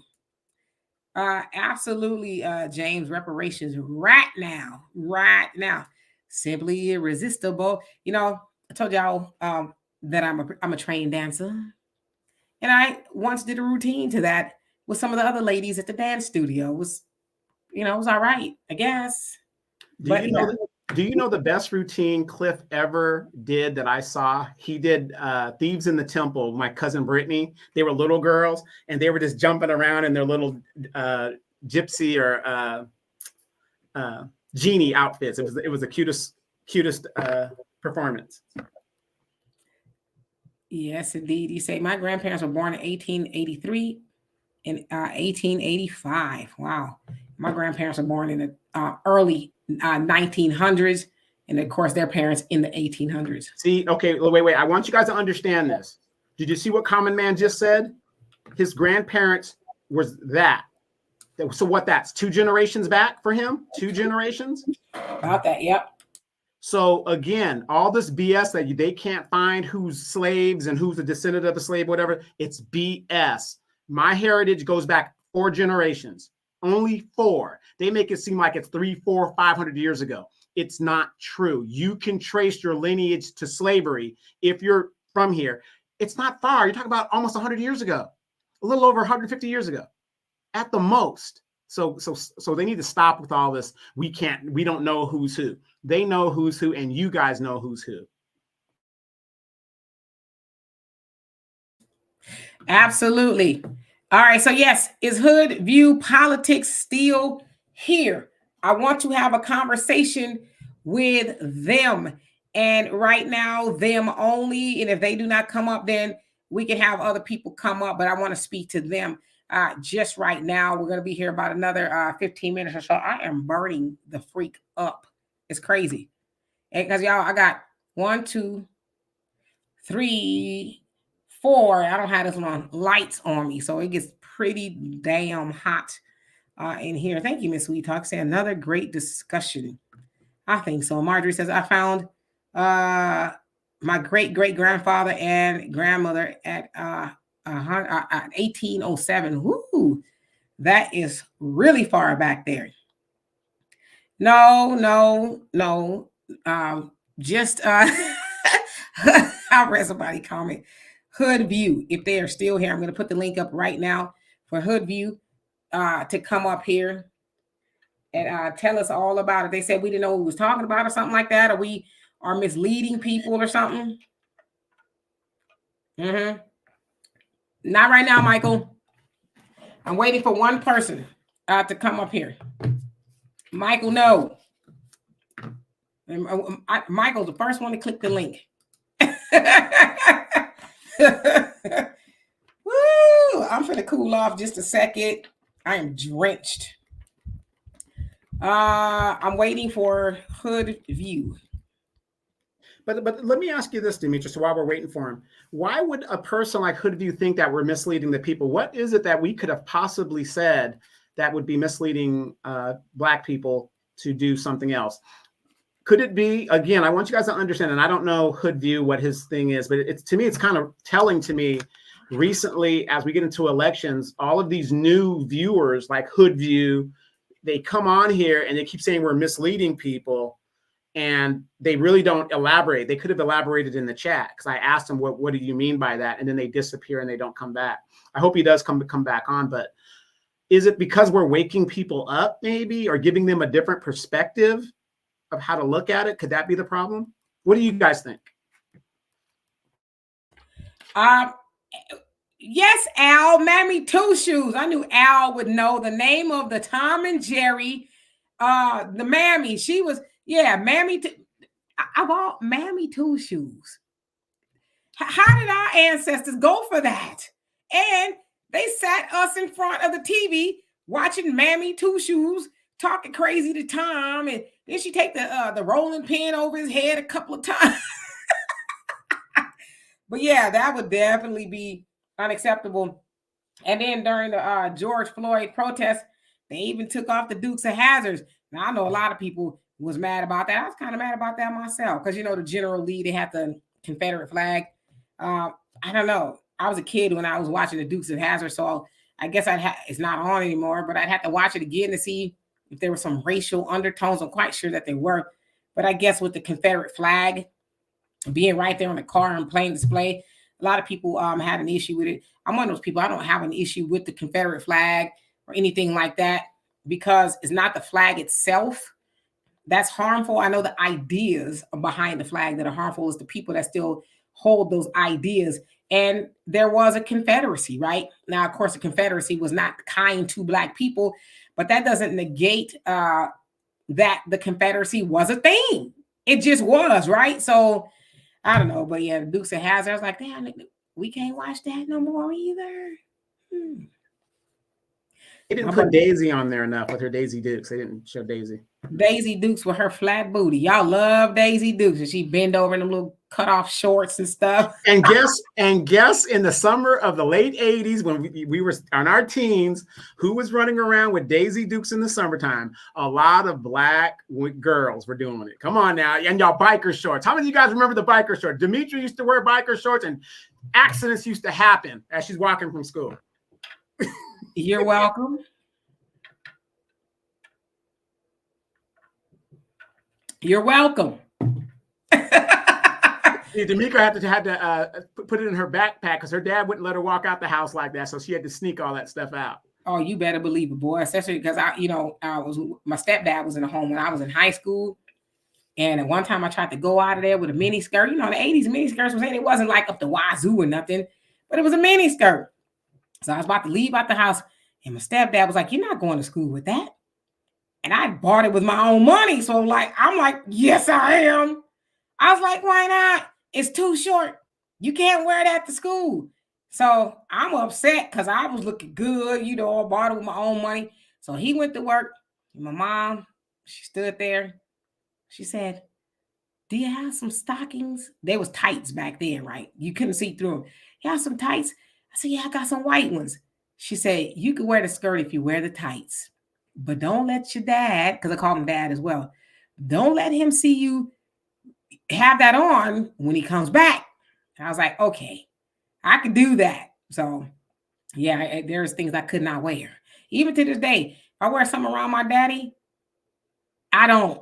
But he's like, "Ain't that skirt is a little too short, ain't it?" If I wear something really long and all the way up the head and down to there, oh, he loves that. I like that outfit. Last time I was there, I had a head to toe all the way down. I like that. That looks good on you. So I get it, Daddy. I'm trying to get your other daughter to dress the same, but she's like, "I'm not having it." My sister's like, "I ain't there yet." She's got to keep me interested. She's got to keep me interested. Oh, y'all be interested with that burlap sack on, which just the eyes out. Y'all be interested in that too. That's true. She could wear a burlap sack and you can't stop it. Yes, indeed. So I guess, Lene, how you doing? I guess Hood News ain't coming on here. They disappeared, or maybe they're hiding in the shadows. It's all good. We don't bite, not too hard, just a little bit, just a little. You'll survive. Easy says, "I like seeing Daisy. Daisy's crazy cooter." That guy from Texas. See, that guy from Texas, you're telling your age. Jessica Simpson played Daisy Duke. No, she did not. That was the movie. We're talking about the TV series. Yeah, you telling your age. Yeah. You must not be old enough. That was Barbara Bach who played Daisy Duke. Right. Boss Hogg and all of them. Yeah, Terrell Brooke, Boss Hogg. That was some good TV right there. You know, they was always in trouble. Boss Hogg was always on their tail, and then they would, get out of his evil clutches. So when you guys that work in your jobs or corporate world and stuff like that in the military, we have the thing called the good old boys. That's where that comes from. Just the good old boys, never meaning no harm. Yeah. But they take care of themselves. You know what I'm saying? That's where all that comes from. Yes, indeed. I'll just read the comments.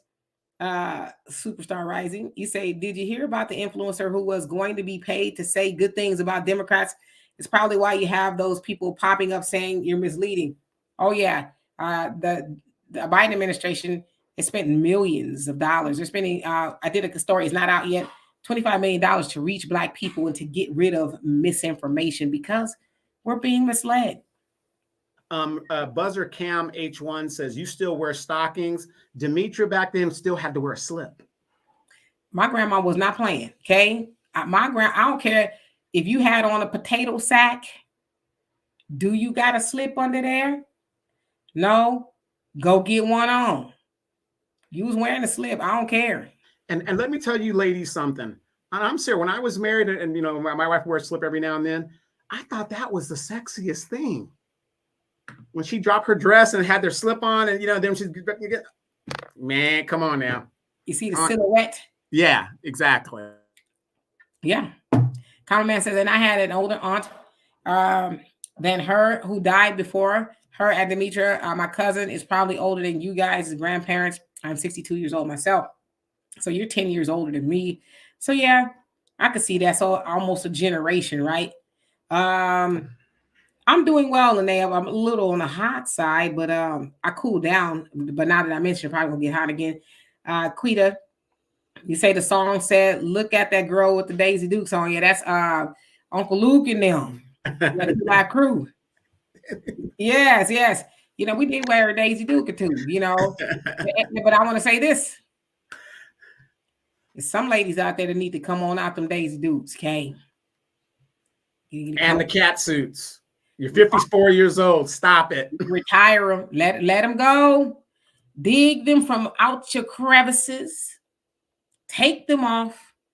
Let it go. Now, I believe women could wear shorts. I'm just not one of them to wear shorts anymore. Because like I said, I've just kind of, you know, changed up my wardrobe. I don't think everybody should see my legs no more. But, you know, that's just me. Easy says, D, you didn't get that comment. It was it says two character joke. And which comment was that? Because, you know, I'm kind of slow. And let's see here. Uh-oh, y'all fighting in the comment section. Marjorie says, I could see you doing that burlap dress up like a shining diamond back then. We could work it. Yeah, you know, because I'm one of those people too. I believe that fashion don't mean naked. I think if you're, and I know it's kind of an oxymoron, but if you're dressing naked, that's not fashion. You're just naked. You know, I think you could show a little skin and pull it off. But if you got 2 cotton balls and a Band-Aid on, it's like, is that really fashion? Probably not. All right, that guy from Texas. Oh yeah, okay. So you got that comment already. Oh, I'm behind. Let me catch up. JBWR says slips are indeed sexy. Yeah, the slips are hard to find nowadays. You know, I heard y'all like those chicken frying dresses too. Those nightgowns that grandma would wear around the house, and you know she making you some frying some chicken. Y'all like that? Where Thunder at? Thunder tell y'all all about that. He like his. But fellas, guys that are my age, you guys remember when your lady be wearing that like slip and stuff, and she's in the kitchen or doing something, she's walking around, and you could kind of see the silhouette of her booty as she passed by a light or something. You'd be like, "Damn!" Chicken. I'm gonna start selling chicken frying dresses. See how that works out. It could be a very good business. Shirley says my maternal great grandparents were born in 1833 and 1840. It's a long time ago. Hell, almost 200 years ago. Right? Yeah. That's a long time. MC Factor said, Demetra, sounds like you had good parents. They cared about the way you presented yourself in public. Oh, you can believe that. Like I said, I'll be 53. My daddy is 80. And he see you got something you ain't supposed to have on. He is not going to be quiet about it. Don't you think that dress is just a little too short? Now, I could say, Daddy, I'm grown. Then it's going to be a problem. So I know that. Now, you guys got to remember, you're dealing with a man that cuts his grass with Stacey Adams on and a suit. This man wears a suit in just about everything he does. I mean, so when he sees men that are trying to date his daughter, and you come in there with some khakis or what, it ain't going to happen. It's just not going to happen. Yeah, you sagging and, oh, no. No, you ain't finna be doing none of that. Y'all know them chicken frying dresses I'm talking about. Moo-moos. Let's see here. Soto says, I know what you mean, Demetra. I'm sorry, Donovan. And Buckhorse, she says, Miss Queen K, I love your picture. I said, a queen. Oh, y'all talking about the one I put up the other day? Yeah, I like to wear dresses when I'm going out and about, you know. Yes, but your hands were still showing. I got to work on that. Summertime, you know. Just get some go-go boots and the old like 60s gloves, that Audrey Hepburn gloves. Right. You know, you might be on to something. Just another one. He says, I agree, Demetra. Oh, on fashion, I'm bringing a real sexy back ladylike manner. Yeah, we need to see more women doing that. It's enough of the cat suits, the short shorts, and enough of all of that. Like the clothes. I was having a conversation with my daughter the other day. I said, imagine if my grandmothers were around and they see some of how the women dress now, they would just clutch their pearls, you know. My grandmothers, they didn't go out the house looking disheveled at all. They just never did. My mom either. And so some of the clothes, a lot of clothes you see nowadays, my grandmothers would consider them bedroom clothes, night clothes. But some people are just wearing that out the house. Like, you feel comfortable like that? But I guess so. But yeah, my grandmother's mama and daddy's was not having that. And JP says your dad is 73. So yeah, he's probably more traditional as well too. And Samuel said, hey, Demetri and Donovan, I find women who wear muumuu dresses very attractive. I ain't there with the muumuu just yet, not yet. Because muumuus are kind of shapeless, and it's just like, if you dress them up really nice and stuff like that, but yeah, the muumuu, I ain't there yet. Right, Easy. You ain't never grown with your daddy, right? Oh, thank you, Black Wolf. How you doing? And Rolene says, I have not worn a slip since the 80s. Probably me too, since the 80s as well. Well, and here's another thing. Remember when the women used to wear drawers that that fit on their stuff? Now they went to the dental floss, and it's like, what's the point? Well, I'm glad you asked, because there's a lot of people. Okay, how about this? Back in the day, there used to be this thing called panty lines, right? And I guess, but then came the G-string or the seamless underwear and things like that, because panty lines are not really flattering. It depends if you're working out or something. But if you have a nice garment on or something, you don't want to see the panty lines dug up into your booty meat like that. It's unsightly. Right, but isn't that where the slip came in? The slip was so you can't see through the clothes. That's what that was, a barrier in case the clothing might have been see-through. Right, but that does help with the lining too as well, right? Am I wrong with that? Or? It could, but the other thing too is I don't even know why I'm talking about panty lines, but it could be because your underwear a little too tight, and maybe you just got a lot of booty meat. But then there's different styles of underwear to combat that. So that's where that G-string often comes into play, so that you don't have that going on. Got it. Makes welcome. Sense. Yeah, see how thank you, MC007. Appreciate that. The Lions Den says, I hate suits. I got rid of them once I turned 19. Suits are, I think they're needed depending on what event you're going to or whatever. Mikey say you love a good chicken frying dress. Just another woman says, just talking to my husband, you'll be surprised what men find sexy. Yeah, very surprised. You know what, Jago? You just had to bring up Lizzo, didn't you? Lizzo could wear a cat suit. Don't y'all start with Lizzo. Don't y'all start. You say, not gonna lie, I want me a comfy muumuu. Yeah, around the house, muumuus. Yeah, but going outside in the muumuu, my grandmother would never. I don't think nothing's wrong with the muumuu as an indication it's probably that time of the month or something. That would be great for me. But outside of that, nah, the muumuu ain't gonna work for me.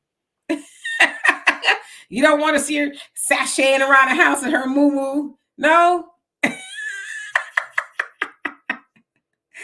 That guy from Texas, you say, I've never seen Breakfast at Tiffany's. I've seen it. You know what's funny? It's actually one of Walter's, why I don't know, favorite movie, but it was written by Truman Capote. Very interesting character there. I just got through watching on, I think it's Hulu, called Feud, and it was about Truman Capote and what they call the Swans, the high society white women of New York in the 50s and 60s. Very good season called Feud. Hey, Doe, how you doing? Hey, I'm gonna give up the game real quick. I was just talking to Brianna, and she says, bloomers, could be sexy, and they can be. But here's my pet peeve, ladies. I'm serious. It's my pet peeve, and maybe some fellas, you guys agree with me. I hate to see women with mismatched undergarments. I hate it. I can understand if it's that time of month panty type. I get that stuff. But when you guys have your stuff matching, very sexy. It's very sexy. I guess. I mean, if that's what floats your boat, then, but if that's the case, get you a Victoria's Secret account and you can say, hey, baby, I don't like those stripes with those polka I'm dots. glad you said that because I'm I taking you to absolutely Vicky will do that. Secrets. It does. Yes. Absolutely. Say, here, Yeah. baby, go to Victoria's Secret, get this, and get that. Y'all hear that? Donovan is paying, just so you know, okay? He like you in those little granny panties all the way up. Yes. What are they, Spanx? What do they call them back in the day? Them big ones. Girdles. Yeah, girdles.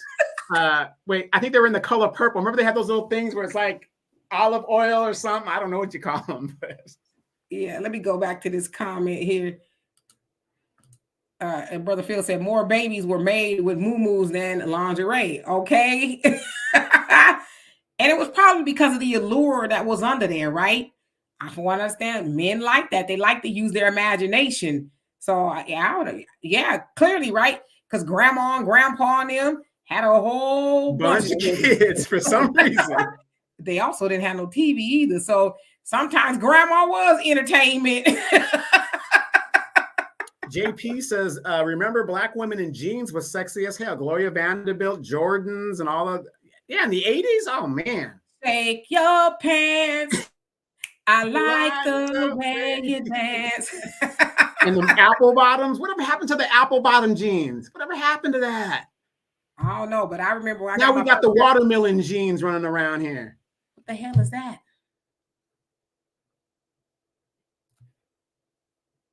All the cantaloupe asses and stuff. I'm just saying, it's just these BBLs are just, it's out of control. Is something wrong with you? And I just want you to know that, okay? Nora said blacks have become like tissue paper. What does that mean? I remember I got my first pair of Jordache jeans. I was 10 years old. Oh my God. I couldn't believe it. I got a pair for my birthday and I was never the same human. Never. I remember when they first came out, they had the Jordache look. You know damn well you put on the Michael Jackson Off the Wall album and started dancing in those jeans. Yeah, around that time. But we had Levi's. That's what we wore before the Jordache came out, then the corduroys. And see, I'm old school. I remember the Vans, tennis shoes. I got a whole closet full of Vans. I guess I'm kind of like a fanatic, but I remember them back then when they were all the rave. Marjorie says, no, I'm still an Ice Cube song. It says, no BBL. Black America says, no woman can be attractive in a muumuu. Okay. Wilbury says, I love them old bloomers. I don't even know if they're even really making them like that anymore. You put them all the way up to here. Yeah. So, I remember the Birkenstocks, not the Birkenstocks of today. The Birkenstocks back then, they had to actually make them to your feet. And my father got my sister and myself a pair, and we had to wait for them to be made. But nowadays, you can kind of just get them off the rack. But back then, they had to make them for you. So y'all taking me back down memory lane now. And Black Wolfie says, don't no real dude care about that. Soto says, I could care less. I'm too busy trying to get them off. All right now. Let's see. I'm going to skip all the way down. Common Man says, Demetra, my mother and aunt used to braid straight razors in their hair. Okay. So they didn't get, he said, we grew up in the deep South graping. Our women was rampant in the 50s in the South. Oh, yeah. Yes, indeed. Yeah. Like Foxy Brown, Coffee Brown, right? The razor blade and the afro. Remember that scene when a white woman stuck her hands in her afro and she had a whole bunch of razor blades up in there? Yeah. Yeah, shake your pants. Michelle, how you doing? It says that BBLs look gross. Some of them don't look too bad. It's the ones where they said more. Yeah, they got 2,000, 2,500 cc's pumped in. It looks like a doggone insect, a bumblebee or an ant. Crazy. And then what's sad is none of her friends are telling her, girl, no, that's not it. Girl, that's not it. Please stop. Yeah, it's like, and more. Keep going. Yes, Pamela Greer. I love Pamela Greer. It's a great story. My Life in 3 Acts is a great book. Black Americans say you don't know what sexy is anymore. I was going to say something really mean, but I'm not. I'm being nice because I'm in the good spirits. Wilbur says, "Wear them old bloomers." To that song from Beetlejuice. What's the name of that doggone song on Beetlejuice? The Calypso song. Daylight come and Let go. Yeah. Oh, you know what? They're making Beetlejuice over with Michael Keaton is coming back as Beetlejuice. Yeah, but some things need to be left alone. I mean, when they started making the Fridays after the first one, it just lost all its some things are just classics. You just leave it alone. You know what? I'm here for it. I'm here for it. Beetlejuice is one of my favorite movies, and everybody but the father is coming back because the father, he went up the river for child. Yeah. So he won't be back. But Winona Ryder will be back. Yeah, Edward Scissorhands, just leave it alone. Don't make a sequel to that. Just leave it alone. Oh, yeah, they can leave that one alone, too. All right, so let me skip on to the bottom. Shirley, you say we used to wear Wranglers. My brother used to wear Wranglers. I think I had a pair. I was kind of a tomboy a little bit, but my brother, because back then in the tough skins, those you weren't supposed to be able to wear out, right? The boys in the knees and stuff, but yeah. But wait, now you're old when you remember this. How many of you guys remember the Levi's commercials with the two cowboys? I mean, it's like they were constantly on TV pitching the Levi brand of. And Levi's used to be back in the day, and I don't know if they still have that policy. If they wore out, they'll give you a new one if you just trade them in. I don't know if they still have that policy, but I've done that a few times. Trade them in because they were supposed to be non-destructible, but clearly they were. I don't even know if they're making them like they used to. Kels, how you didn't say Lee jeans? Yeah, those were a thing. Star Child says, I love Pinky from Friday After Next. How many of you guys remember Teddy Pendergrass had a jean outlet? His brand for the ladies. He had a Teddy Pendergrass. Do you know that Teddy Pendergrass, of course, you guys know his story. He actually sounds like he was married or in a relationship, but of course, the record labels never want other women, especially in North, because Teddy Pendergrass was a big time sex symbol, and they were setting him up to get dolls and movies and, like I said, clothing and perfume and all that. He was supposed to be just like one of the first wealthiest sex symbols, but then of course, y'all know what happened with the transgender individual when they wrecked his Rolls Royce. You know what was crazy though? My mom cried like she knew the man, and there's all these moms that were crying when they got the news. I was like, "What? You guys don't even know the man?" Oh, Teddy! Yeah. Okay, could you hear about Teddy? Oh God! Teddy was a tall, fine drink of water. I mean, even now, I was a kid then, but just looking back at Teddy, it was like, "Ooh, that was a fine piece of man." They're like men. Ever since you went away, I've just been doing nothing, thinking. He's just screaming. Turn him off. Right now? You mean right now? Turn him off. Hey, Alonzo, you know what? You didn't have to go there. You did not have to. But you know what? I think Teddy was just very telling, obviously, with the puffy revelations. Puffy Pendergrass. That might be. There was a lot of men who were doing those type of things, but back then it was more in the closet type of thing.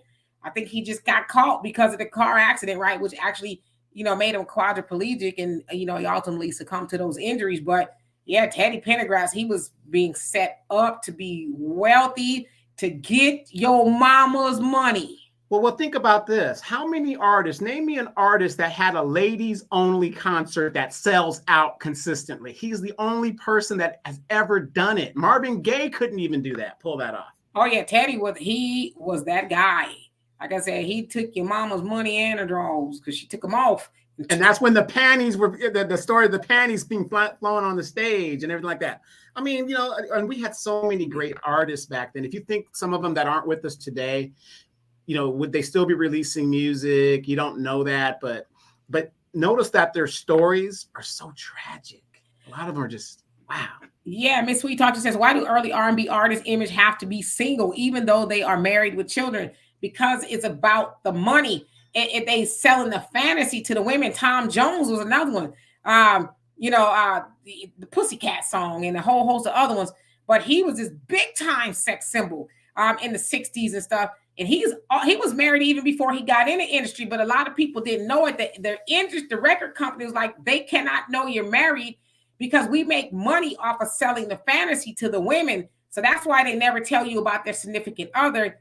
And they stay behind the scenes. So it's so they can make more money. Nowadays, it's kind of hard to hide because back then they didn't have social media and that kind of stuff. But nowadays they step outside and people taking a picture and their cover is blown, And Sister B, you crazy. Talk about it. And that trans was very attractive. Yeah, I saw an interview of him. I'm trying to be correct here.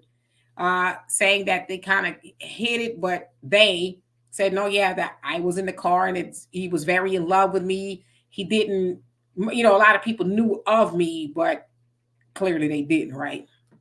Soto Sotawa, hope I said that right, says Teddy Pendergrass is the reason why some of us are on this chat right now.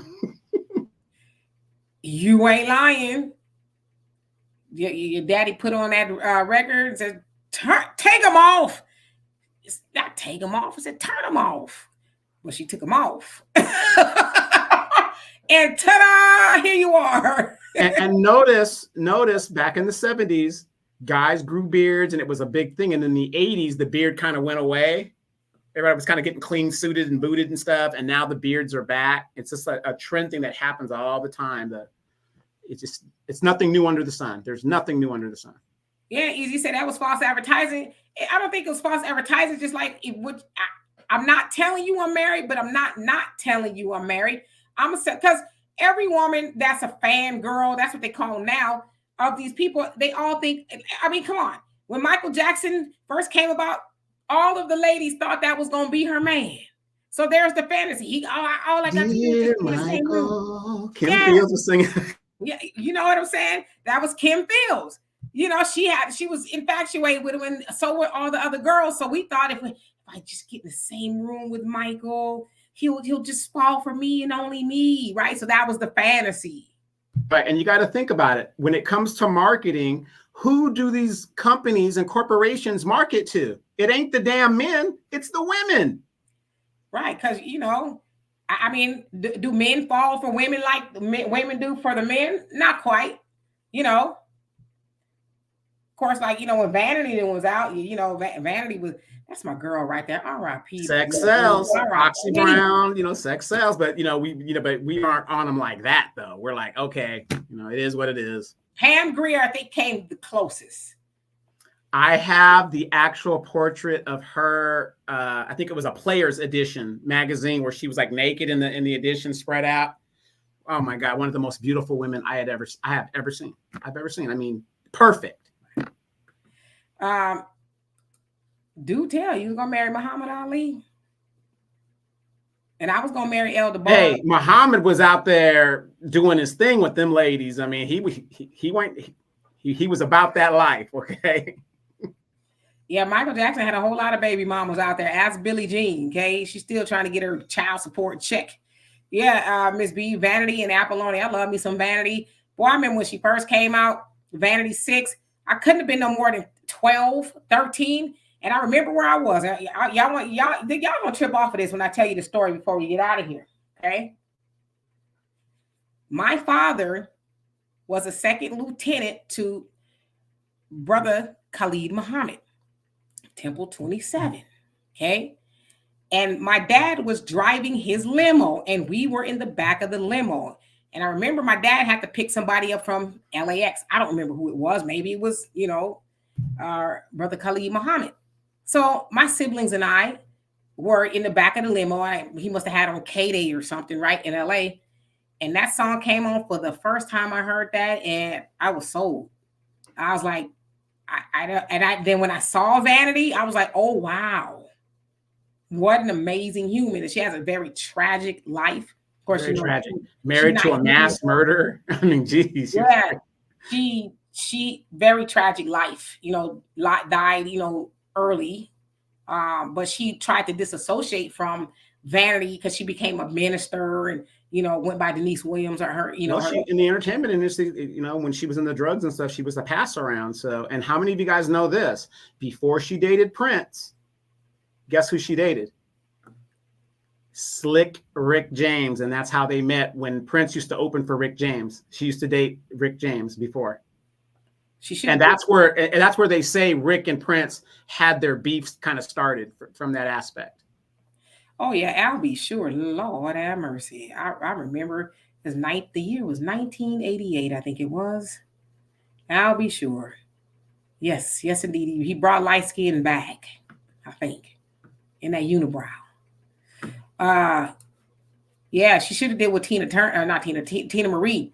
Tina Marie said people think that her and Rick James dated a long time. She said we didn't date that long. She said when she saw he was with the foolishness, she was like, I don't think so. I'm not going to be one of many of your women. But she also did not put up with Rick James stuff at all. But he always wanted to be with her. But she was like, no, I'm good. We had one time. That's all we need. Thank you. Thank you for producing my album to put me on the charts. Right. Thank you. So anyway, y'all, we're going to get out of here because I am busting a sweat. Yes, Lola Falana, very beautiful woman. Was that Red Fox? He loved Lola Falana? Yeah, and I think she became a born-again Christian. And she gave up the entertainment industry and walked away. She walked away. Yes, indeed. He says the unibrow was never in. Yeah, but I'll be sure for whatever reason he was like, maybe he was like a manly, light-skinned dude. He's like, no tweezers come near that, okay? And remember when he came out, ladies, what was he wearing in his first couple of videos? Jeans. Acid wash. He had the set and he was doing those rolls and stuff. Tito, you said you like them yellow dudes. Hold on a second. Deanna, come here for a second.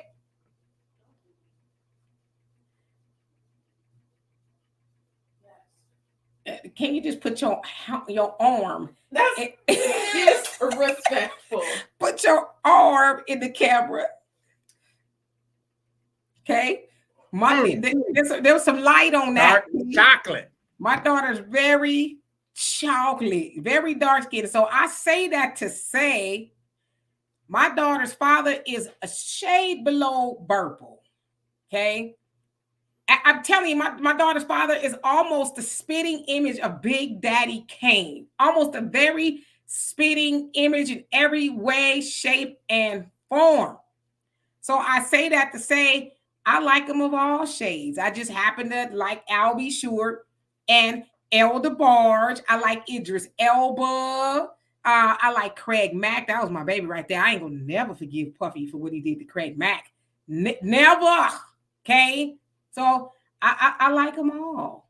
As Adam Clayton Powell Jr. said, he says we got them from chalk to chocolate. And that's me. I like them all. So yes, Big Daddy Kane. Rainbow dater. I call you guys rainbow daters. Big Daddy Kane liked my comment not too long ago. So he recognizes me. I'll be sure he responds to my comments as well. So, and Elder Barge, he just responded to my comment one time too. So am I in? Did I make it? Not yet. Okay. Not yet. And you have to meet Elder Barge. You have to meet him. I plan to. I really plan to. Just our ships keep missing each other, Real quick, I just found out Shantae Moore is engaged or about to get married for the third time. That, to me, that is that woman is so good. Oh, that woman is so damn fine. Woo. Maybe you'll be the fourth one. Maybe. I don't know. And she married a regular guy, just a regular guy. See, the problem with the entertainment people is it's not going to work because you got the fans and you got all this temptation, these athletes. You married an average person, your marriage is going to last longer, I think. I'm not celebrity worship. I think everybody has somebody, a celebrity that they love, right? I love Prince. Shantae ain't got no damn man at home. Yes, she does. She told you once before, okay? Listen to her remix. I got a man. It was like I got a man from okay? The remix. Yes, indeed. I don't worship celebrities. But a fan, yeah, I think that keeps us young at heart, right? I think everybody has somebody they have a crush on, so ain't no shame in my game. So anyway, Jago, you say you love Lizzo. Well, I'm glad. I love Lizzo too. So anyway, Kenny Lattimore is married to Judge Faith. Yeah, What's Judge her name? Faith. Yeah. Matter of fact, she just had a baby last year, I think, or something like that, a year before, or something like that. So anyway, we are going to get out of here, and I love and appreciate every last one of y'all. We will see y'all tomorrow. I don't know what we'll talk about, but I'm sure it'll be interesting. But in the meantime, you guys have a great rest of your evening. It has been a pleasure. Peace.